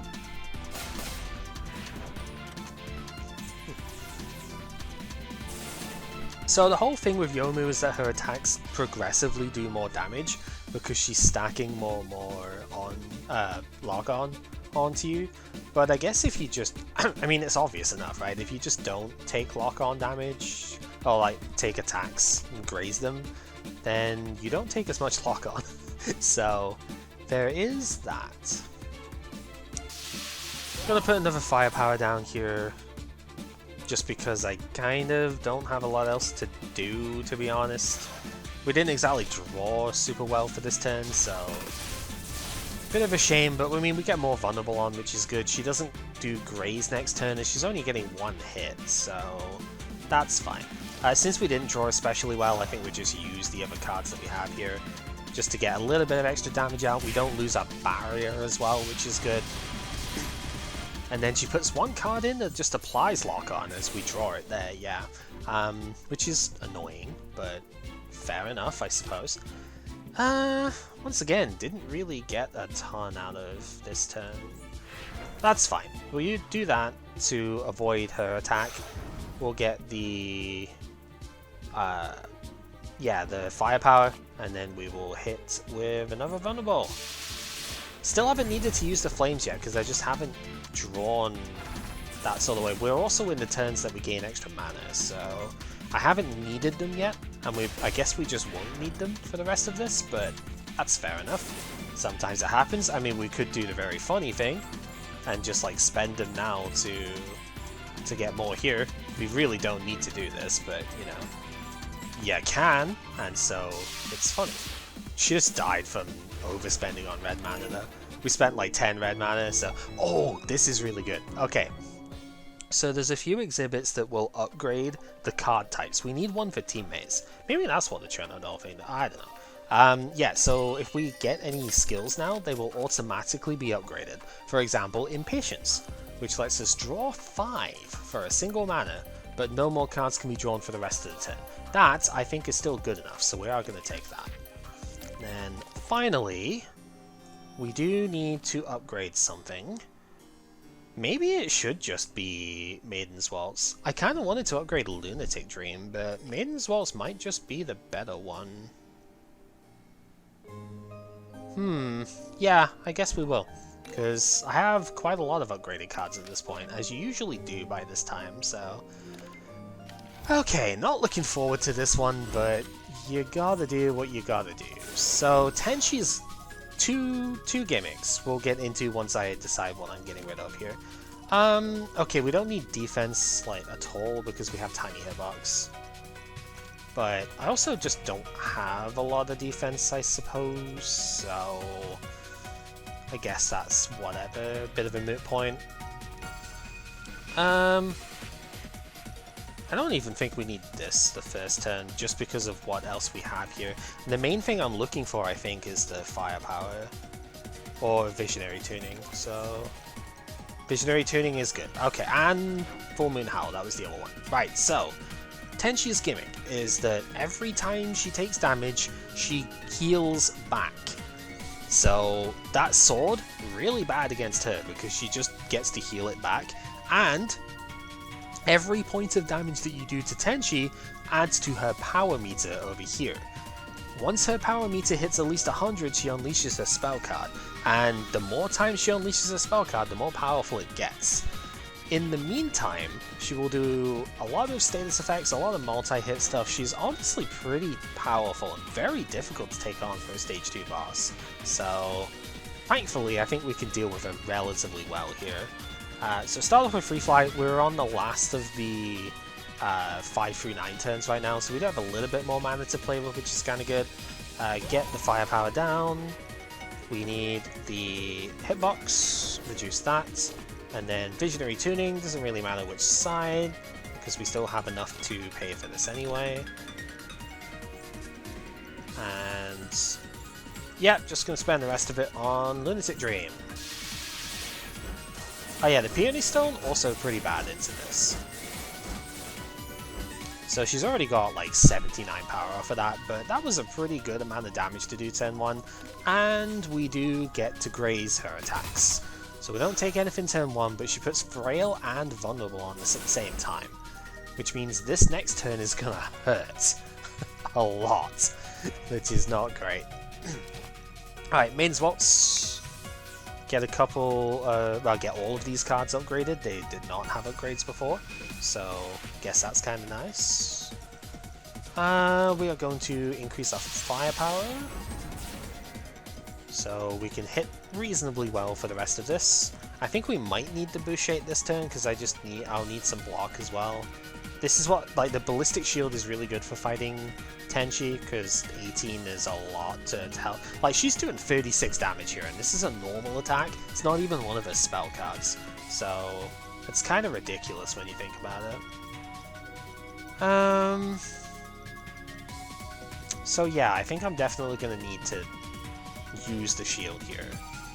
Unfortunately, this exiles, so you can only use it once in the fight, even though it still has 2 charges. Yeah, let's use the energy drink, get some extra mana here. I'm going to need more than what I have, because we're going to hit. Use that, so we're taking 36. I think we need to use both borders here, as annoying as that is. Yeah, really sucks to do, but she's over 100 power at this point. What is she on, 118? It's really hard. Like, I wish this was part of the tooltip as well, because it's really hard to see the number here. Yeah, I'm just gonna use the bomb here. You always get 100 power at the end of every boss fight, so it is worth having, like, using the bomb where necessary, or even possible, just so that you can have, like, even if you don't want to use it for doing damage, you just want to make sure that you get value out of it.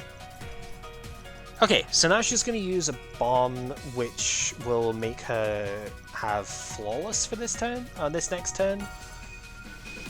This doesn't matter because she's not attacking this turn. So I guess we'll just try and do as much damage as we can and try and like finish her off before she gets a chance to do anything too severe. Because she's going to do consecutive spells here. We just have to kill her before that really becomes a problem. So she fully heals... no, she doesn't fully heal, she gains Flawless. And Flawless makes it so that she doesn't lose more than 1 life at a time. And because she heals as well every time that she takes damage, this is a turn you really don't want to do anything to her. Which is a shame, because this is the one we got Lunatic Dream, and we could have finished her off. But Flawless says otherwise. So, we're going to have to try and gain more defense. Because 38 is a lot to take. Battle Stance is definitely there. Visionary Tuning is well worth doing here. 2, 3, 4, 5, 6, 7. So if we were to draw immediately with this, we would overdraw by 1. Which means I should probably use these. I was just kind of assuming that I was going to get a defense card, I suppose.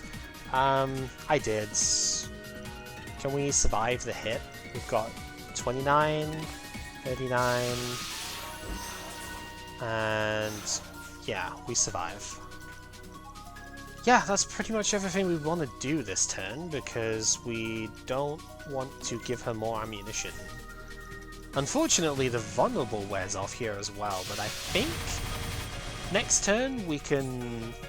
Yeah, we've got Full Moon Howl that we can use.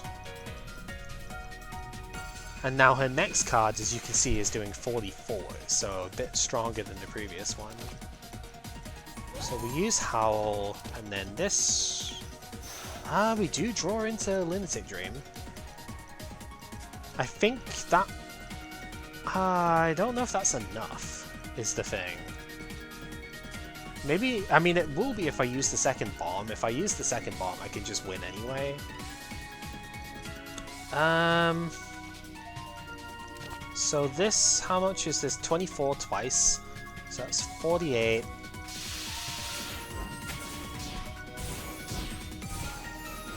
So 35 still to do. Oh, I'm gonna have to just bomb if I don't want to take damage here. We can obviously afford to take damage. It's not like I'm dying if I do. It's just the points, man. But then it's the points obviously is a fun thing for it. But I also don't want to use this because I might need it for the next stage. So regrettably, I think we've just got to be like just short because of a stupid healing every time. It's annoying, but whatever.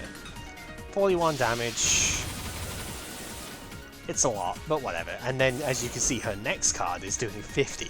So, yeah, it stacks up very quickly. It's kind of annoying, actually, but whatever. She's down. So Tenshi is the yellow, the white. I say yellow again. As I said, I'm gonna keep doing that because, you know, it's yellow, dang it. Tenshi's color is white. I guess. I don't really know why. But yeah, so we could get this one. Gain 2 block at the start of the turn for every upgraded card in the hand. That's fine. We could get another blue mana, because that does work with what we have here. Where this one, when we play an ability, we get 2 cards in the hand, cost 1 colorless less. Or 1 number less, I should say, because colorless is its own type. That's actually pretty good too. The Magatama, I think, is what I'm going to go for. Just giving this a second rainbow and 5 extra max life here is kind of good. We haven't really come across any life gaining exhibits or like stuff like that yet, so just getting a little extra, kind of nice. So that's what we'll do. Now we have 2 rainbow mana, so we can get like tri-blue color cards and stuff as well now. So, do we get one? Oh, we don't, but we get Cold Logistics Chain. See, now I really wish we could get the Smart Speaker on this instead, because this is super cool. Like, quite literally, I mean, it's very cold, obviously. Choose up to 2 cards from the draw pile, place them into the hand. They gain retain, so they don't even go away at the end of the turn. Unless they've got Ethereal, and then they do, because that overrides it. Yeah, we're taking this, because it's amazing, but just a shame that we don't get to use the other bit. Alright, on to Sanai. Ooh, Sanai is a very interesting fight, especially for this type of setup that we have here. Okay, before I move any further, do we need an upgrade? Like, just now. Seagulls are going crazy outside. Do we need an upgrade? Strength of Body is kind of nice, I suppose. Lunatic Dream is probably the one I would want. Yeah, I think that's worth upgrading. So, let's take this path, just in case I decide I don't need an upgrade. Then I could transition to fighting an elite instead, which is also not bad. Alright, Blink Dagger. What are we fighting? We're fighting this one, so we want to try and take him out as quick as we can, huh? We've got Vulnerable in the Tycho, that's pretty good. We've got Firepower here, that's also really good.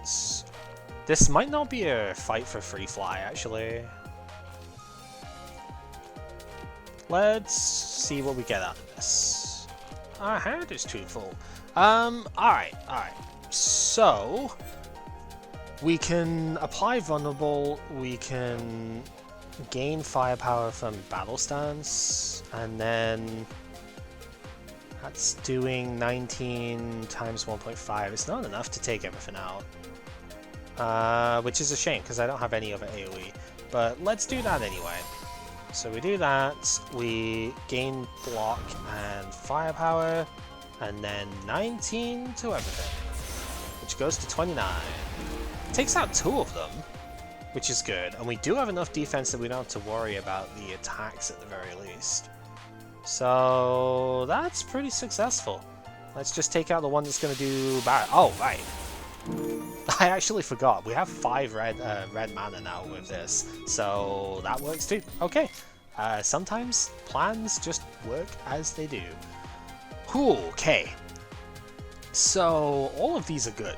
The blue card is really, really nice. Scry is a mechanic that's kind of the same as, like, it's very, very similar to what it is in Magic, where you excavate. If you're looking at Yu-Gi-Oh terms, you excavate the top cards of your deck based on the number, and you then get to draw a card afterwards with, like, all of these.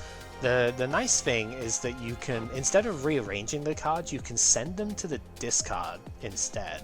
So that is a stupidly good card, especially pre-upgraded. It's really nice.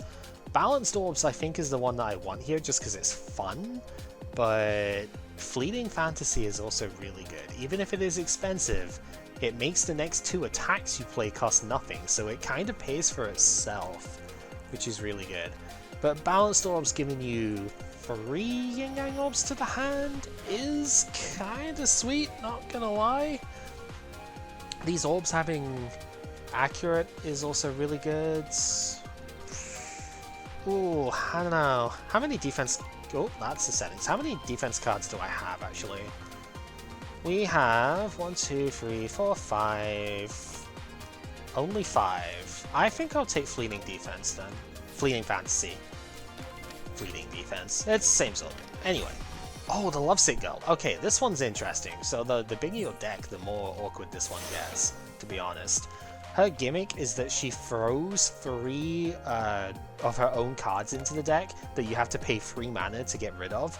But doing so is necessary, because for every regret that is still, you know, unused, she will take less damage. So you do kind of need to use them.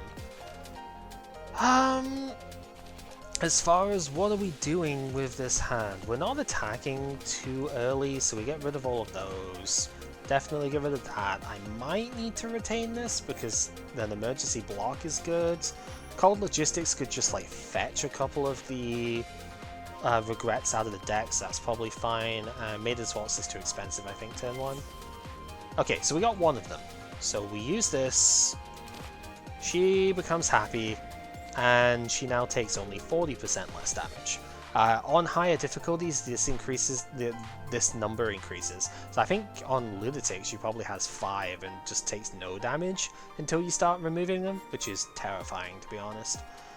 We can do tiny hitbox to graze past these attacks. Got free fly, so we'll get extra mana for the rest of the thing. And I think what I'm going to do is I'm going to cold logistics the other 2 of these out. Because that then retains these cards for future turns, and I can just kind of burn them as and when I have mana for it.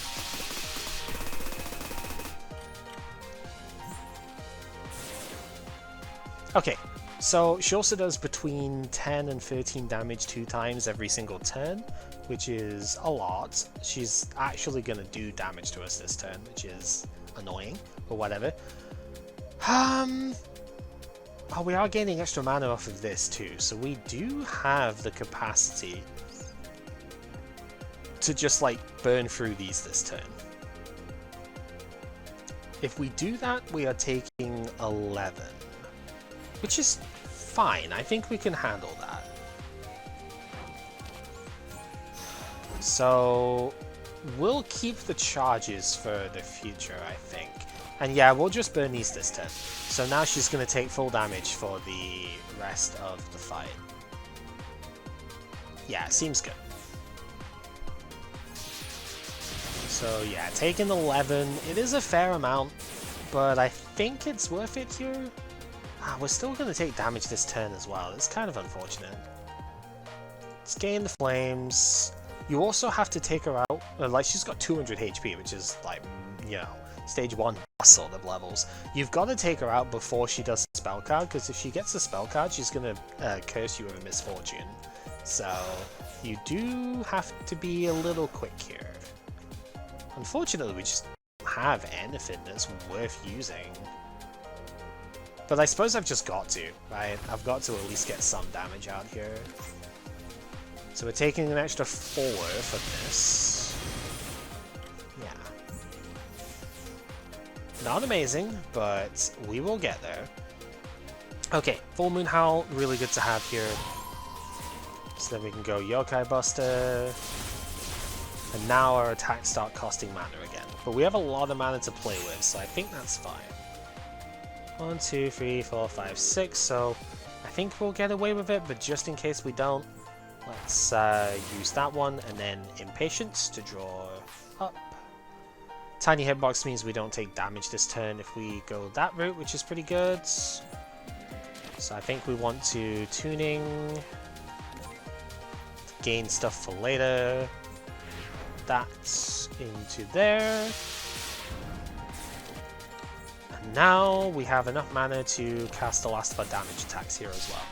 We take no damage for the rest of this turn, we've got more mana for the next turn, and she's still vulnerable for the next one too. So yeah, now we just Lunatic Dream.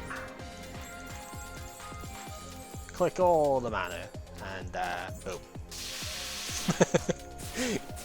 This attack is very fun, if nothing else. It might not be the strongest one out there, but it certainly is fun. Okay, what do we got? Evil Sealing Circle. Oh, all 3 of these are pretty solid. So Evil Sealing Circle, non-upgraded, just does like 14 damage to each enemy.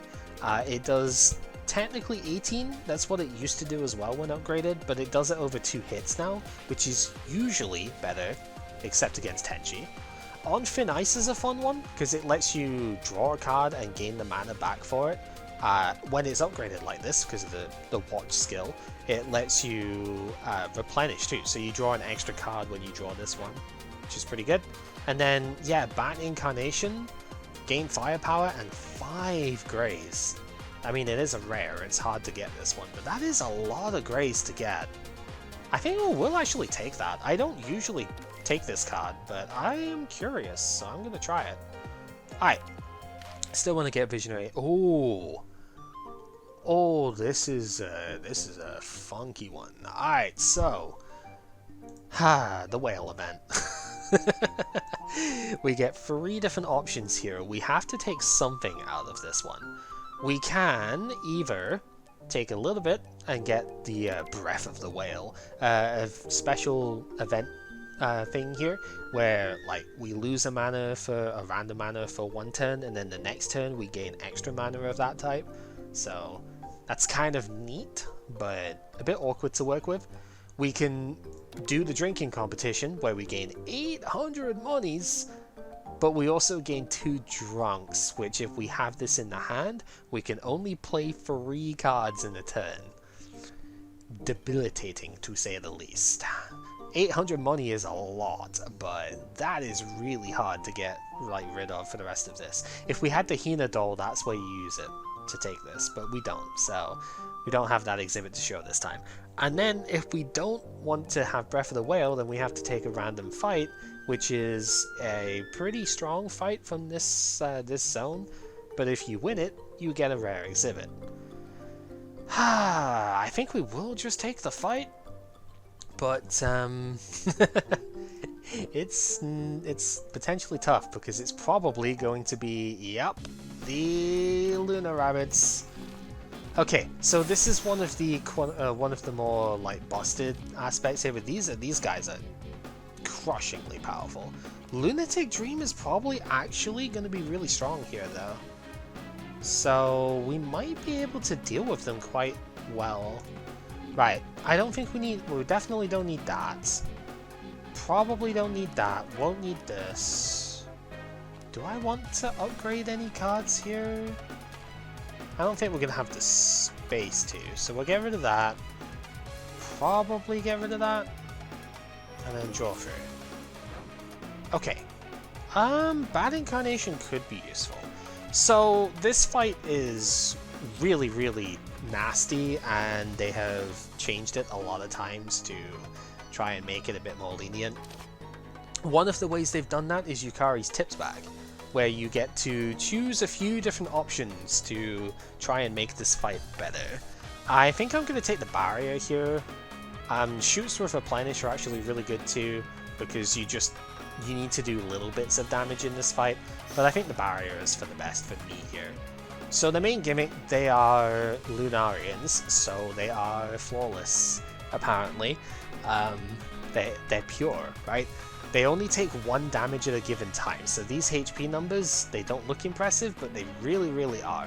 Thankfully, Do Nothing Intention.name is the thing here. Yeah, so this one's not, like, text. The text is not there yet, but she doesn't do stuff on every single turn, which is, until you knock out this one. So there is that going for us at the very least. I think I want to go Free Fly for sure. We do want defense here. And I think I'm probably okay. So we're taking 24 this first turn.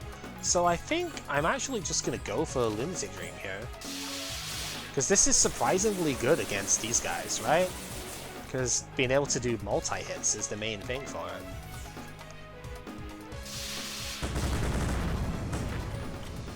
The attack at least looks impressive.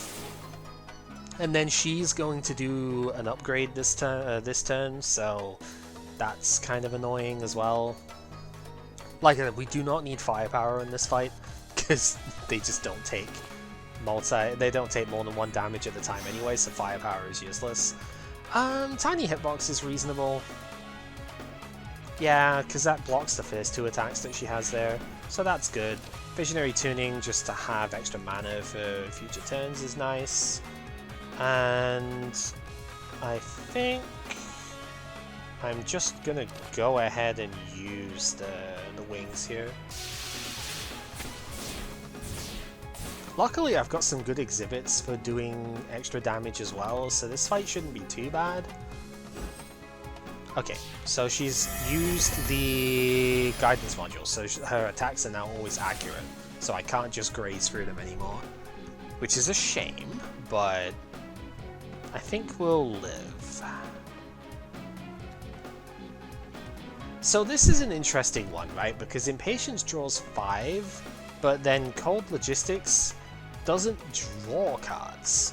It adds them to the hand. So I don't know the answer to this.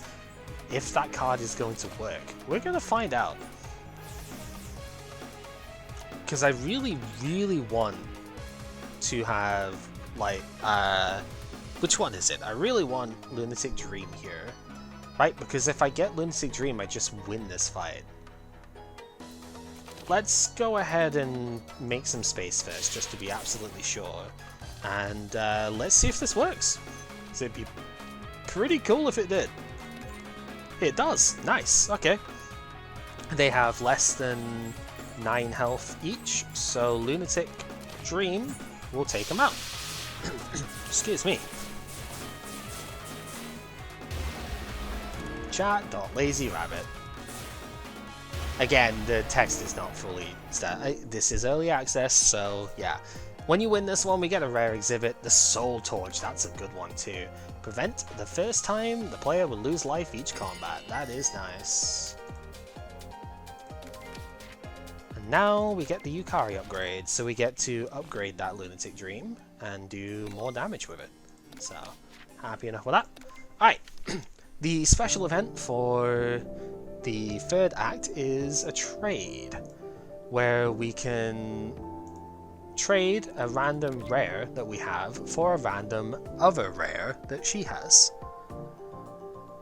This time I don't think I want any of these though, to be honest, and Bat Incarnation, it is expensive, but I kind of like the idea of it.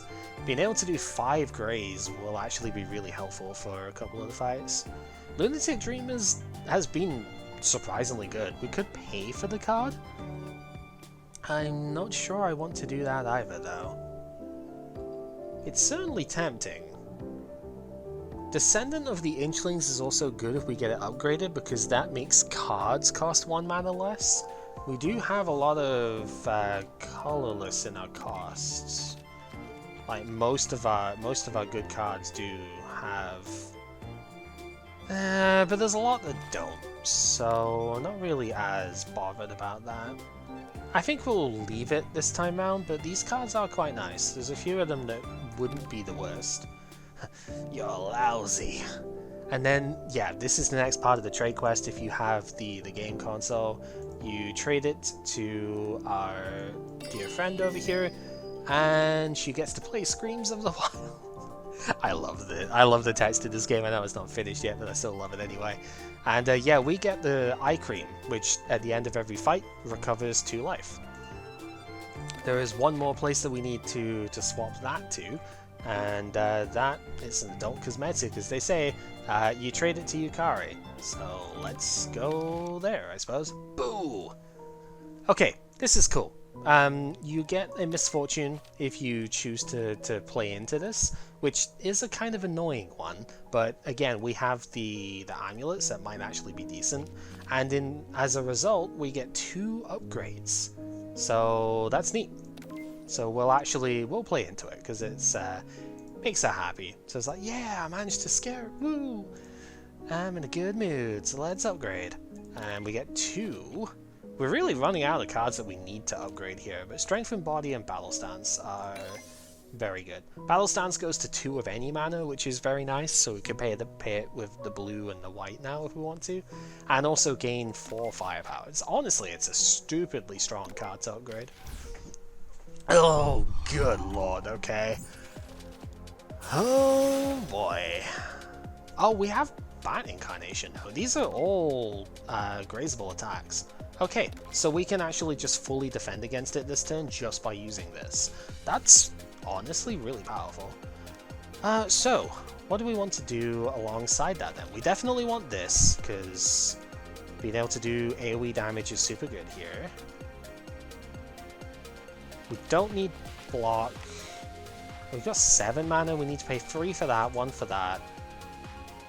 Yeah, so we actually can't really afford much else anyway, so it's a question of is there a reason to like draw through the rest of the stuff? And honestly, probably not.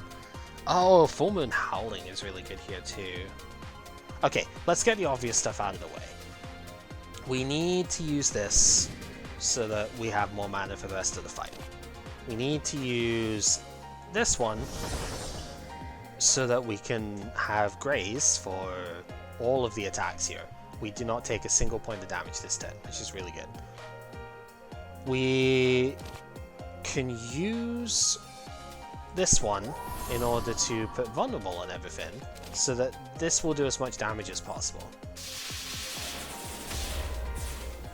Yeah, that puts everybody down super low, so we only need like small hits next turn. That's pretty good. We should be able to take him out without too much issue here.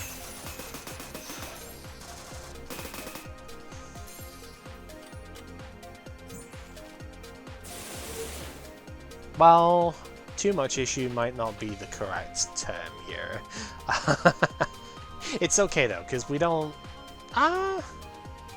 Wait, what have I still got in deck? Because if we've got a... we got Lunatic Dream in deck, never mind. Cold Logistics.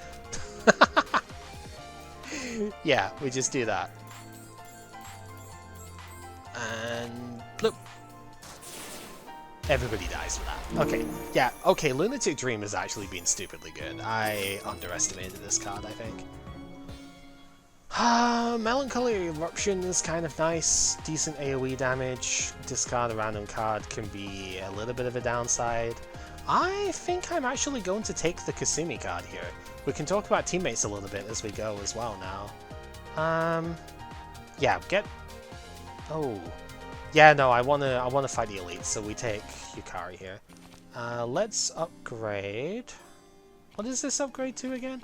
Oh, just 15 instead of 10. That's honestly still pretty good, but thinking between these two. Maybe Kasumi's actually better. What's she doing again? Does 10. That's not really that much of an upgrade. Oh, but this costs less to use. Yeah, okay. Right, so first off, we get the encounter thing. We just gotta get rid of this now. We don't need the heal thing anyway, and this is the final part of the quest. This lets us get to the final fight. Why is this a mythic rare rank when it's obviously useless? Obviously useless, they say. So, teammates. Oh, probably a reasonable fight to show it too, if we can. Yeah, we got her in the first bit. Okay, so teammate cards have a bit of a different thing about them. Once you've paid this cost, you never have to pay it again. It stays in the hand as is, and it has a unity score on the left hand side here. At the end of each turn, usually, the passive effect here happens, which will increase your unity, usually, and do the first effect on the card here. So do 10 damage to the enemy with the least life. You can use the card during your turn if you have enough unity to pay for these effects down here. So if you pay 2, you use this card, it goes to the discard and you redraw it later on. And you do damage immediately and add 2 throwing knives, which is Sakia's thing, to the hand over here.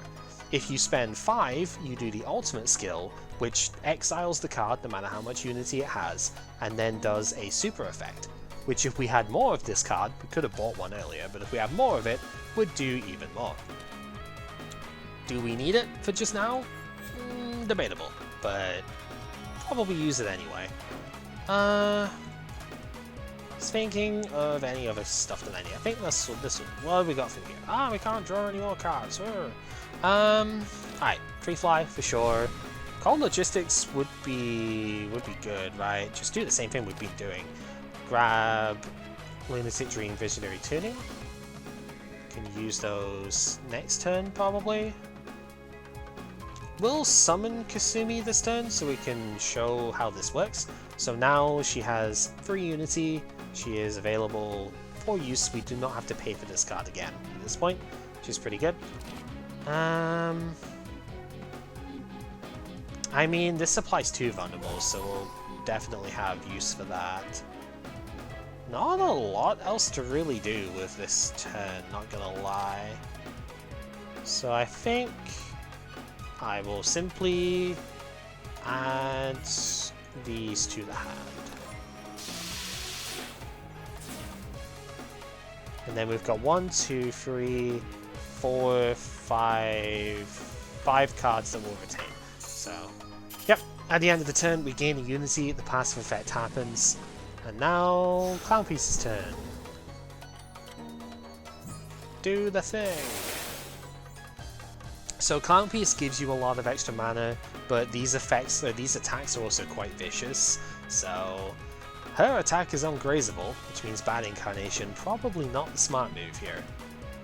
I'm not gonna lie, I kind of want to just go all in here. I don't know if it's gonna do enough, but it would be very funny, and that's probably worth it.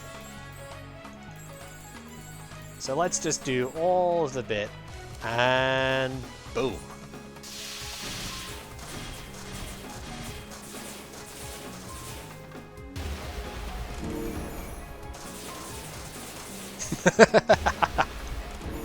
Super rapid fire machine gun.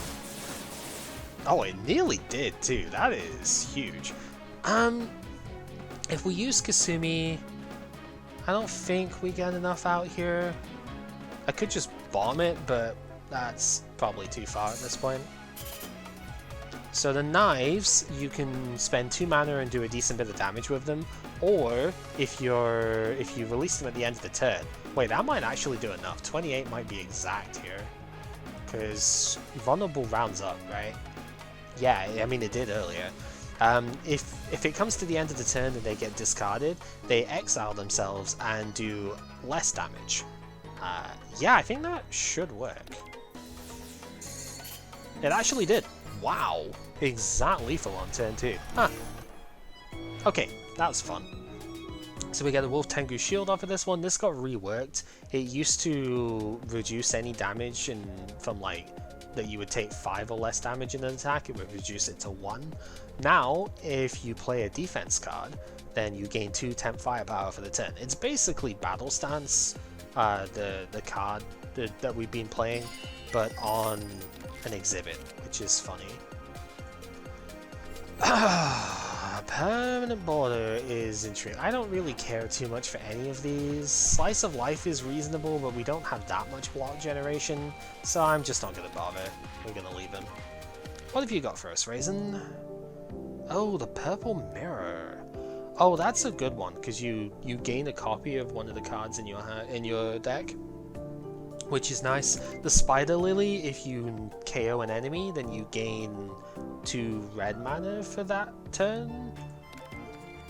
That's kind of cool, but I think the mirror is the better one. So the question is, what do we actually use the mirror on? And I think the answer is Visionary Tuning. Because this card is just stupidly powerful. Getting the extra copy of that is nice. Very fitting that we get this off of Raisin too. Yeah, I like that. We do want to remove the Misfortune, so I should probably take the shop here. I don't really need a card upgrade. Yeah, let's go for it. Oh, we could use this one for it. That's kind of funny. So you have to give up a card in this one no matter what, but whatever type of card you give up, you'll gain benefits from it. I don't have any life lost at the moment, so I think we might just do the funny bit here and give up the Misfortune to make her mad. The rarer the card you give up, the more health you get healed and the more max life you gain as well. So this can be nice if you've got like a rare card that's not really doing anything, but that's not common, to be honest. Like, I thought this was going to be kind of bad, but it really hasn't been. So yeah, if we give up the Misfortune, she gets mad at us. Hey, this isn't a recycling bin, take this! You just lose 1 life. He's like, bleh. Hammers a little fist on the chest. Yeah, she's trying to be mean, but it doesn't work. Yeah, we just lose 1 life. We're gonna gain that back in this fight anyway, probably. Oh, come on! We've already done this fight. This doesn't usually happen, to be fair. It's mostly happening because we have done this as an event, which is fair enough, I guess, but it's still stupidly annoying that it's happening again. Do we even need Cold Logistics in this one? We already have Lunatic Dream in the opening hand. I guess we could still take it. Well, now we don't need it because we've got this as well. Okay. Let's try and just get through this one as quick as we can then, because clearly we do not need to worry too much about how this is going to go. I should probably play the tips bag as well, right? Considering. Doesn't really matter which mana we get off of this, we just need to have them. We could spend 2 for Kasumi here. That would do 2 less to the enemies, but I could then use her effects. Yeah, it's probably fine. I think long term it's probably going to be better.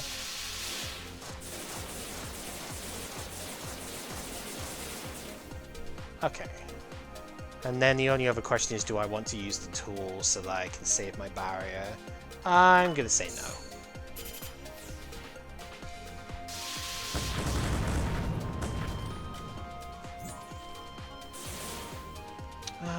Right. Now what? Now, I think... Draw an extra card. Gain the grace.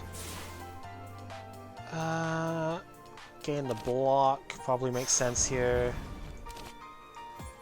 Here we... I want to draw? Yeah, we'll draw through as well. Mostly just get through stuff as fast as possible, right?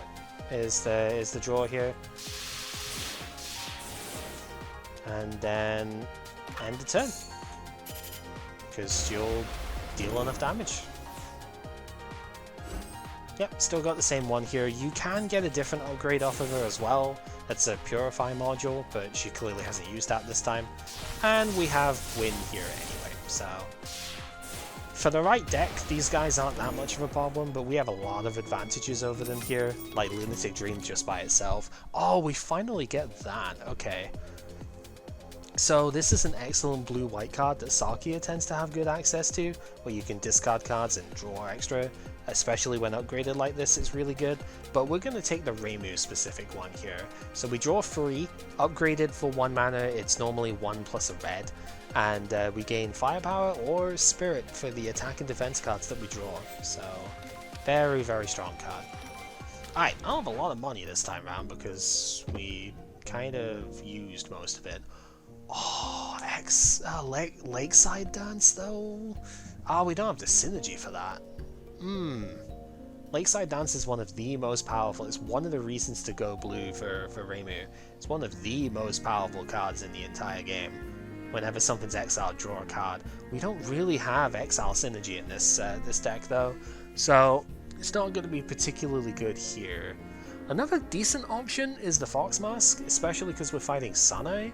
Whenever we play 3 attack cards in a turn, we gain a Spirit. Sanai does drain your Spirit, so that is quite a good option. We'll take up like the entire money set, but that is probably worth it. Not really too keen on most of the other cards. Luna is also pretty solid. Just being able to gain extra block every turn is kind of nice, but not really interested. Great Tengu's Decree is also super good, but it does get removed by the bosses we've still got to fight. So, again, not amazing, although it is really nice with the multi-hit stuff that we have. So, it's worth it. Just, I don't know if we're doing anything else. I guess we could just remove a card if we do that too. Yeah, we'll take it, because it's kind of nice. Counter Dark is also pretty solid because it gives barrier, so I guess we could take that as well. And then remove the basic defense again. I almost always remove the defense before the offense. I suppose we could remove an offense this time. I almost always remove the defense because they're just not as necessary. We have so many attack cards that I'm going to remove one of the offense this time. And then lastly, we could take this, but I'm going to save the money for the final stage. There is a shot right before the finale, so we'll save it. Okay, Doremi is kind of insane, if I'm being honest with you. She is very powerful, but thankfully I think we should have enough stuff to get around it. We don't need defense on the first turn. If we just keep this, we can get her turn 1 regardless, so I think that's fine. My hand is too full. Alright. let's finally use this, because it's just kind of getting in the way now. We will strengthen body for the firepower, visionary tuning for these to keep them for next turn, play down the Tengu Decree, because that will let us gain block for every time that we do damage now, which is good with our multi-hits. We need to use that, and yeah, I'm just gonna go ahead and put cold on it. So if you don't remove the barrier, she does like really nasty effects as this bit goes on. I've never really explored it because honestly I don't want to. She's spooky enough as it is. Look how much health she's got. She's got as much health as like a regular boss here. So she's already kind of insane. I don't want to, you know, poke that any further. She does a spell card on like 5 turns. She does 40 damage on this turn, but it is grazable if we have access to that. So we'll see what this can draw us in a minute. Probably just get more red mana, to be honest. 1, 2, 3, 4, 5, 6, 7. So we do have to play a card first. Draw. Okay, well we can fully graze it, which is good.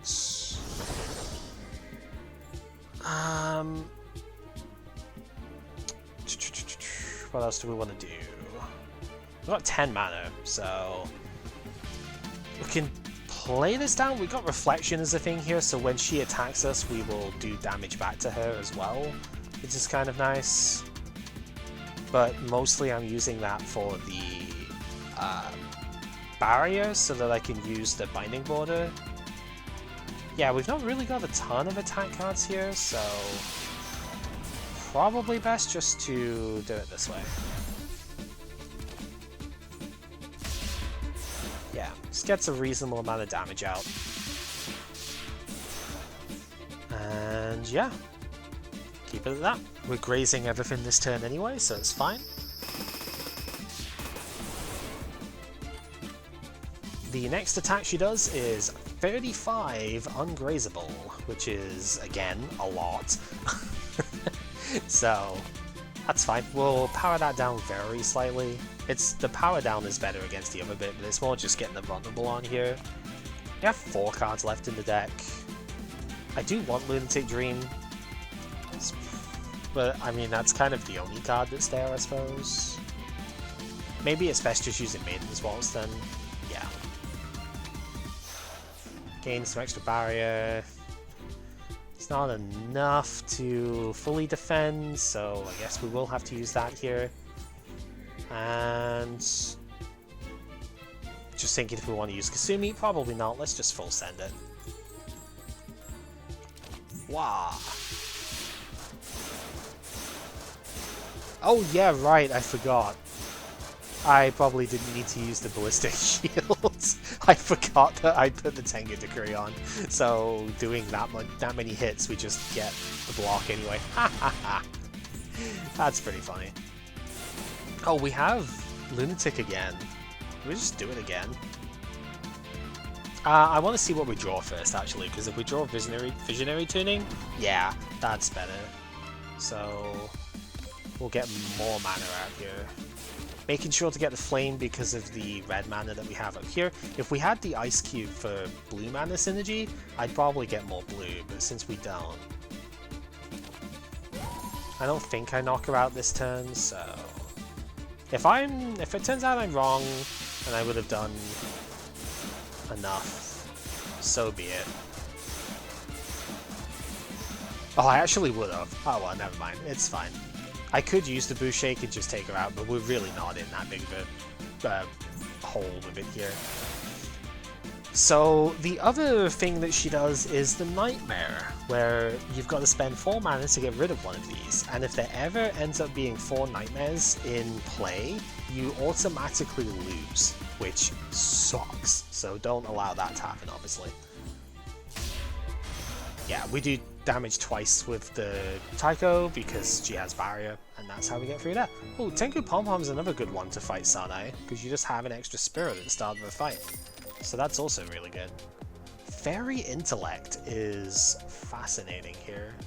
It's Arcane Intellect, but Arcane Intellect twice when you have it upgraded, which is pretty funny. Yeah, we'll take that. Extra card draw doesn't really hurt.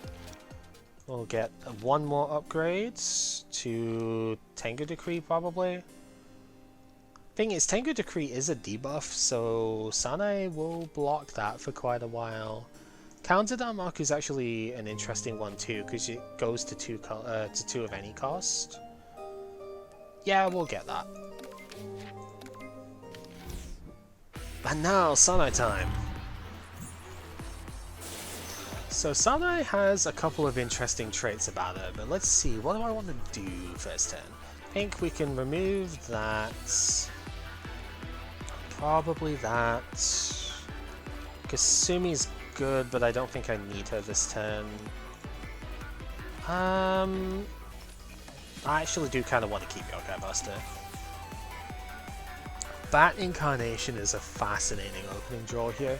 Okay, so Sanae, first gimmick, if you play an ability card, she gains firepower, which we are going to play a couple of them straight away, so I guess there's maybe that going against us. The other thing is that she has 3 amulets, which means that the next 3 debuffs that she takes, she ain't going to take them. So this cold, not going to take it.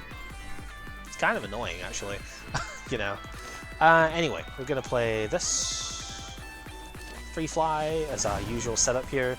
I'm honestly thinking Bat Incarnation is just like the best bet here, because her first attack is a do 4 regular hits. So I think we will just play that. And then that's gonna be it. I sort of want to do Strength and Body, but I think I'll leave it.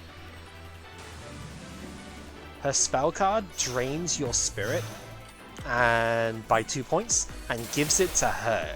She also does block and barrier on that turn, 30 of each, which, I mean, she's got extra spirit now, so it goes up as well. The longer the fight goes on, the less capable you are of defending, and the bigger her buffs go, so you've really got to kind of push this fight as quickly as you can. Which, you know, she has, what, 500 health, so not easy to do. Alright, let's get these used here. Grab ourselves more.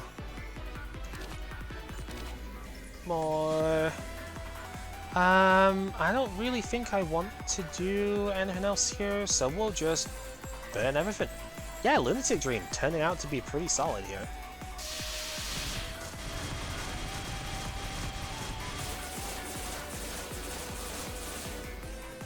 That's not a bad amount of damage considering she had 60, well, like 59 defense technically going into that turn.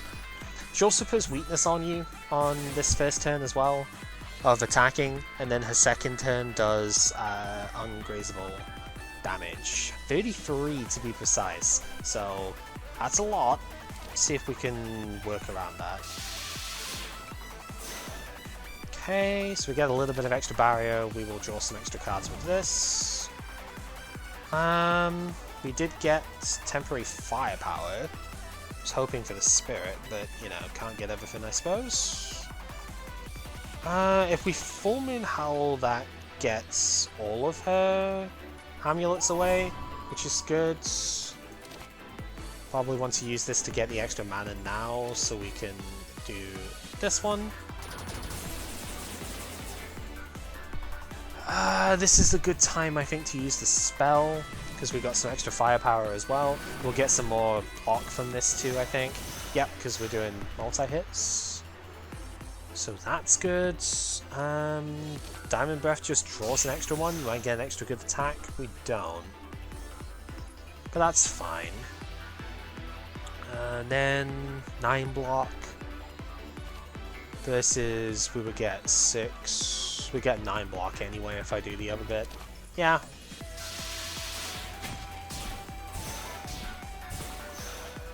And then 6 from that. Keep as much. I should have done the defense card first, but I didn't know exactly how that turn was going to pan out, so I forget about the Wolf Shield. It's very easy to forget about a lot of exhibits, to be honest. Okay, going back to the 9 times forward. Now we can use this though, which is significantly better for us. So now the question ends up becoming, how much are we willing to take here? We do have the... what's his face? The Soul Torch?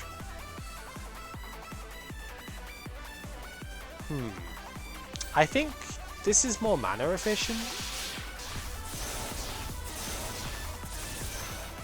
And then we're going to get an extra 15. 6x4 is 24. So I think we actually get enough just by using Lunatic Dream here, which is really good. Yeah, that firepower down actually coming in handy as well.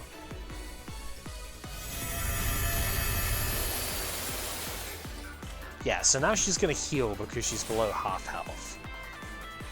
So this turn I think we just unfortunately didn't really draw a lot of offense. So this turn I think we're just taking to set up. We'll get Kasumi online as well now and set the Graze for the next turn. She's going to heal like 100 here, which is really annoying. She also gains amulets back and removes the decree too. So we can't just gain block for free now, which is exceptionally irritating, to be honest. Her next turn is going to be use the Spirit Down card again, so she's going to gain a lot of defense off it too. Again, not super great, but especially when we don't draw offense either. Yeah, this turn isn't going to be stellar.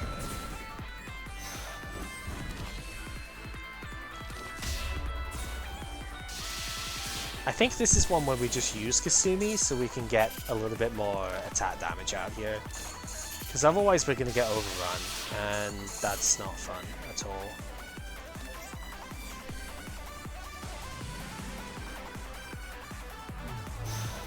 So now we are like well down on our spirit here. 3 less block per one that we use. She also has an awful lot of defense. So yeah, a lot to get through here. 4, 5, 6, 7, 8, so we have just enough that's going to be effective. Battle stance is really good here, gain some extra firepower. Well, we can survive a hit. She's only doing 34, right? So we can survive that. The question is, where do we go from there? Probably get vulnerable on her. Even though it's only for 1 turn, that is still solid. Draw. And the hitboxing doesn't do anything here, so that's not worth using. Let's just do as much damage as we can then. And that one. Did we get the... I didn't take the Fox Mask yet, so we don't have Spirit gaining from that. Yeah, we really just gotta take this fight out as quick as we can, I think. 40. Coming on in. Oh, we have a lot of mana this turn. Wait, I think we can win this turn, right? If we go the Flame, use both of those, can Yokai Buster, and then we have 10 mana and the red to get this to work. Yeah. Man, this card has been really strong. Reimu does have a version of this, but it doesn't do damage for every mana spent. It's like the red mana does damage and the white mana does does block.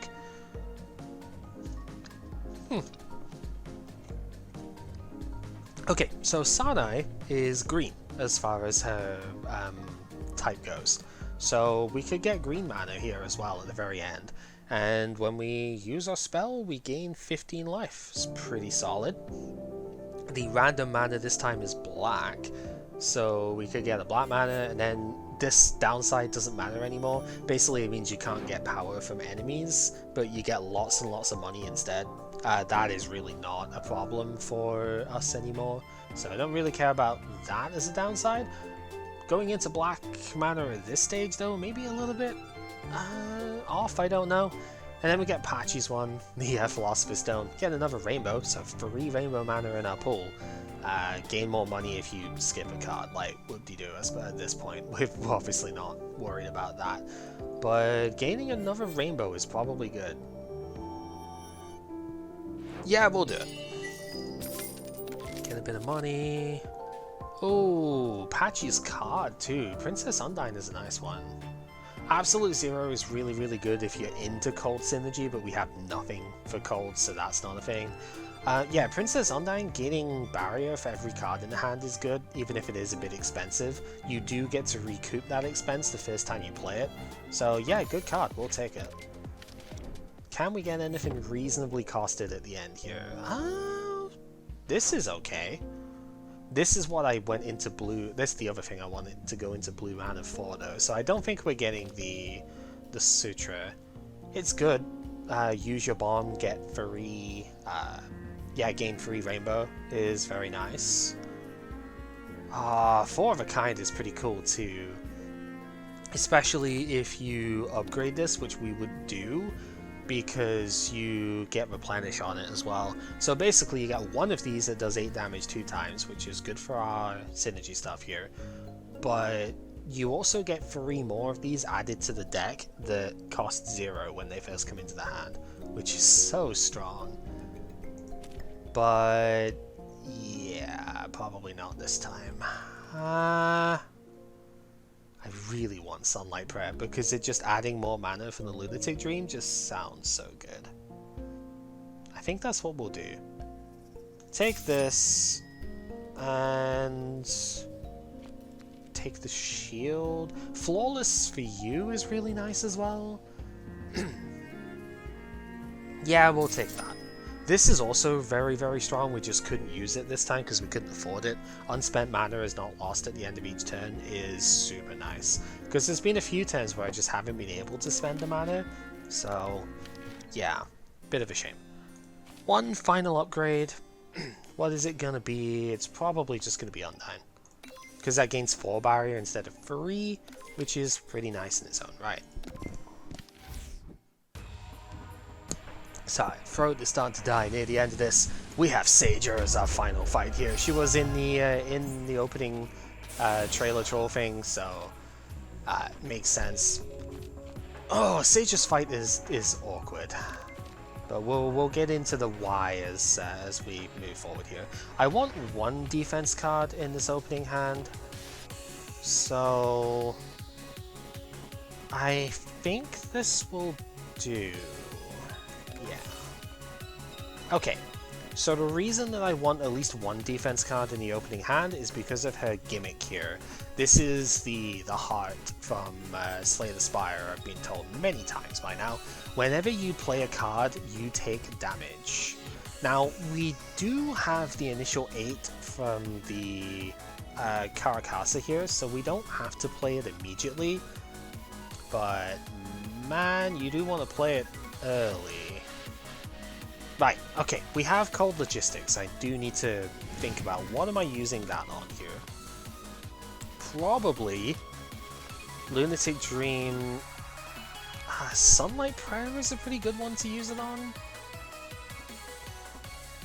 Great Tengu Decree is also good to use it on. Maybe just Visionary Tuning as well, that's a reasonable option.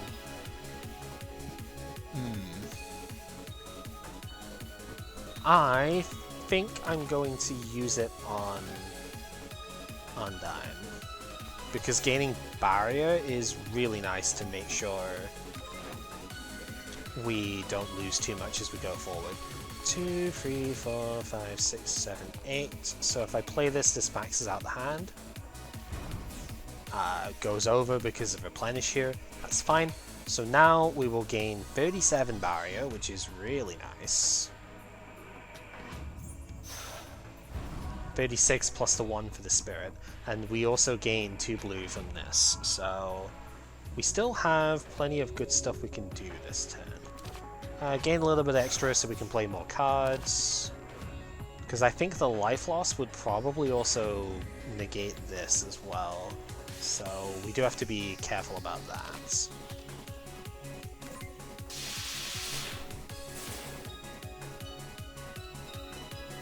And then really the rest of it is just thinking how much further do we need to extend here? Not a lot, I don't think. There is also a hard limit as to how much damage you can do to her in a single turn, which is also an irritation. I think I am going to leave it there this turn. It really didn't do much to her, but there's a lot of setup for the future turns. Yeah, seems decent. We're only going to get 4 draws this turn, which might be a bit annoying, but we do have Lunatic Dream. Oh, and this is the perfect one for Lunatic Dream as well. So one of the things that makes this fight sort of annoying is she has different artifacts that she brings into play that have all sorts of different crushing effects on them as well. The worst one is probably the teapot actually, but the second worst one is the over-decorated gold cup that just like steals all of your non-shining exhibits, and that's just a pain in the ass. The one she's used here will summon enemies every single turn, so yeah, this fight goes in phases of like 3 turns. She does her spell that gives her one of her buffs here. She then does an 8-hit attack of a steadily increasing power as you go through the fight. She does a 2-hit powerful ungrazable attack, and then she brings in another tool. So yeah, that's the... And when she brings in the tool, she removes any debuffs that she has on her as well, which is really, really annoying. Here, I think we can probably just get away with doing a quintillion damage to her via the wonders of Lunatic Dream. So I think that is what we shall do. We shall just use all of these, taking a little bit of shield damage as we do, but that's fine because we're just gonna blitz with all of it, and we'll kill these as well.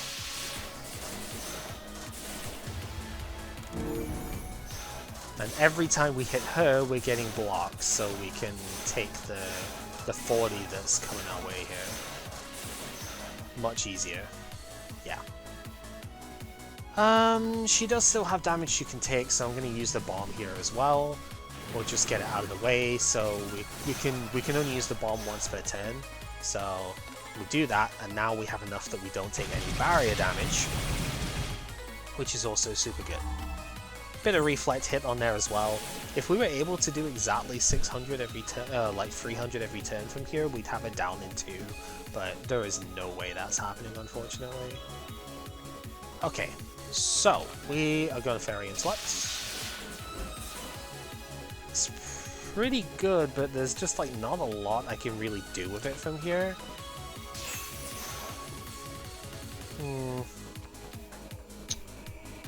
Yeah, not a lot of cards I can realistically play this turn, which is unfortunate. I mean, Fleeting Fantasy is good, so we probably do want to play that. I suppose the problem is I've kind of overused my stuff a bit. I don't know. It's fine. If we use this one, gives us a bit of extra block, and the next attacks that we use don't cost anything, so we can probably afford to do that in order to get Kasumi online. And yeah, it's not a very flashy turn, but it will have to do.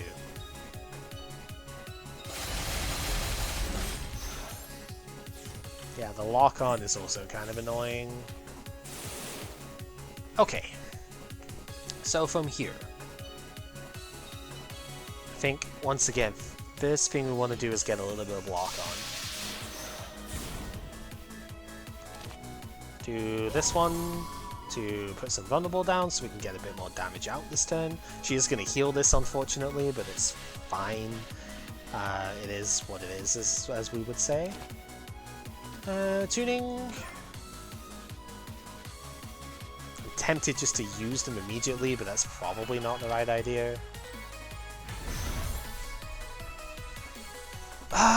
Okay. I'm thinking I need to card draw this turn.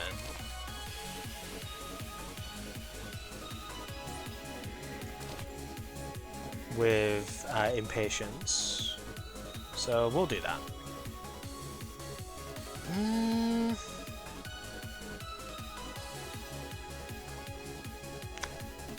That's curious. I suppose we could fantasy again.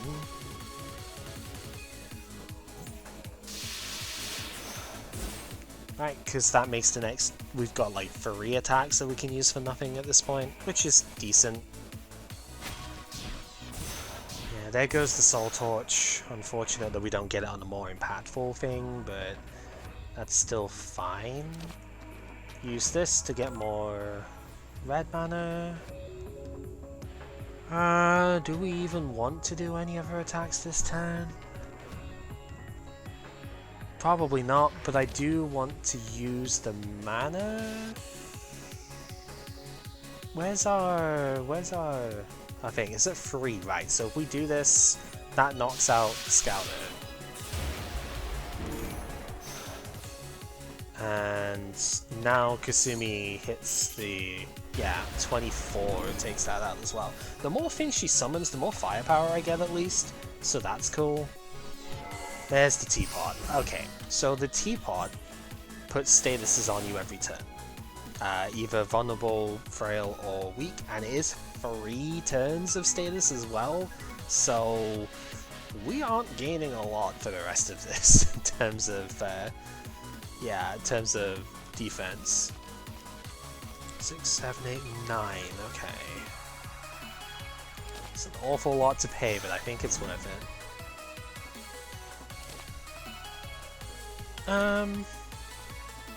Yeah, use the flames now. We'll get something for it. I mean, that's the hope anyway. Yeah, Waltz. Taiko Drum is decent. That's gonna take these guys out. Yeah, she's doing 7 times 8 now, because we do still have a lock-on point here as well, which is unfortunate. So she's doing a lot here. So we gotta mitigate it as best as we can, really. And Yokai? The problem is when she puts weakness on us, because that's gonna, like remove basically all of the positive part of our strategy here, which is not a great feeling. There's Lunatic Dream a little bit too late. We don't have mana for it anymore, so... Yikes. What do we want to do about this? We've got enough barrier. I don't like relying on the barrier as the thing, but we do have enough of it. Because next turn is good. I mean, next turn we probably play the Raymond, because it's going to be a savage turn that she does next. She's probably going to put Vulnerable on us, and it's going to be like 70 plus damage that she would do to us. Kind of absurd, to be honest.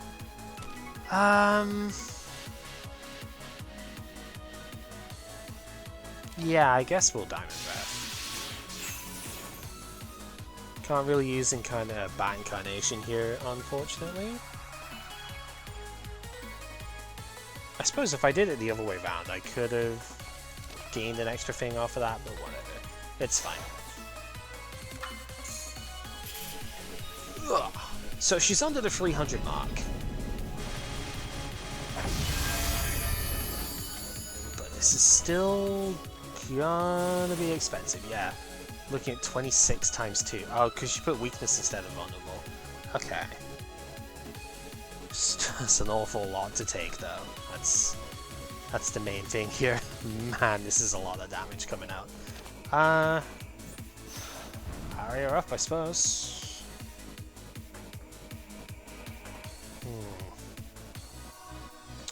Let's go more mana. It's always a good start. Yeah, because now our damage output is going to be cut a little bit here, which is a problem.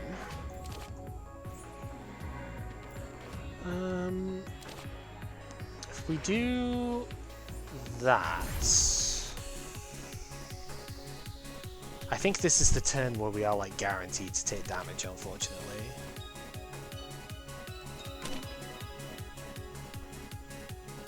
Because I don't think there is any way around that. He's doing 52. I cannot get enough block to go against that.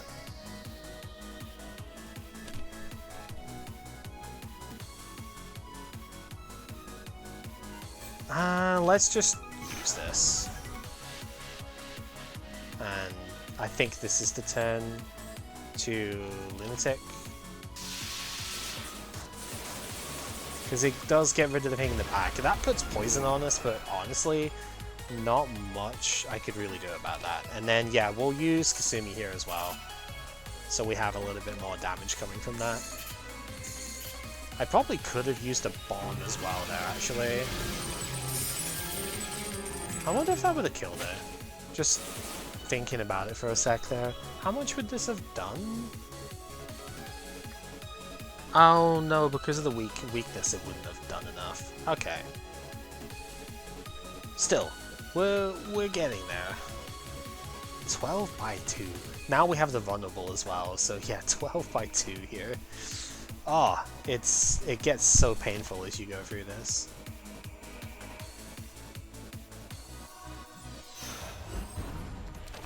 Alright, see what we can draw. Full Moon Howl is good.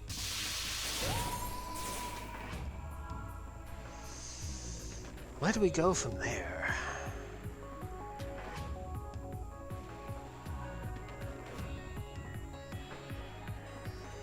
Do we just do that one? That just makes it so we definitely don't.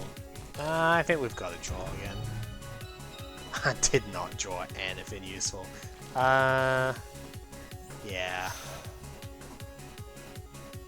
Yep, that didn't work out very well. Never mind. I think we just got to use the bomb now. It's not going to do enough, but... Oh no, it did. Never mind. 30 is enough. Okay. I overthought it at the end. I usually do. But yeah, we resolved everything perfectly. And we get a whole bunch of points for doing so. Get 1 unit of elegance because I did knock out, I think it was Tenchi actually, funnily enough, without taking damage. So that was kind of neat. Yeah, you get just a bunch of bonuses for the ending stuff, like the enemies that you knocked out, the elites that you knocked out, stuff that you did without taking damage is also in here. If you beat the final boss, you get stuff that way. Yeah, defeating elites without taking damage gives you some bonus points. Having multiple mana types gives you points, and having lots of cards in the deck also gives you points too. So some fun stuff that way. Yeah. Well, that is a good indicator for the game itself in general, but also for Reimu, the straightforward attacking type, really. Not a lot of flexibility, as you could see near the end of that. She just did like one thing and one thing good, I suppose, but yeah, no, sometimes that's all it takes. Reimu B is significantly different, however, and will be the subject of a future thing here. She did get a rework very recently, actually, with the Yin-Yang Orbs that makes it significantly more fun to play this type. So we'll have to show that off as well. But till then, if you've somehow made it through all of this, thank you very much for watching. I hope it's been entertaining, because yeah, I kind of want to do more of this, to be honest. And until next time, take care.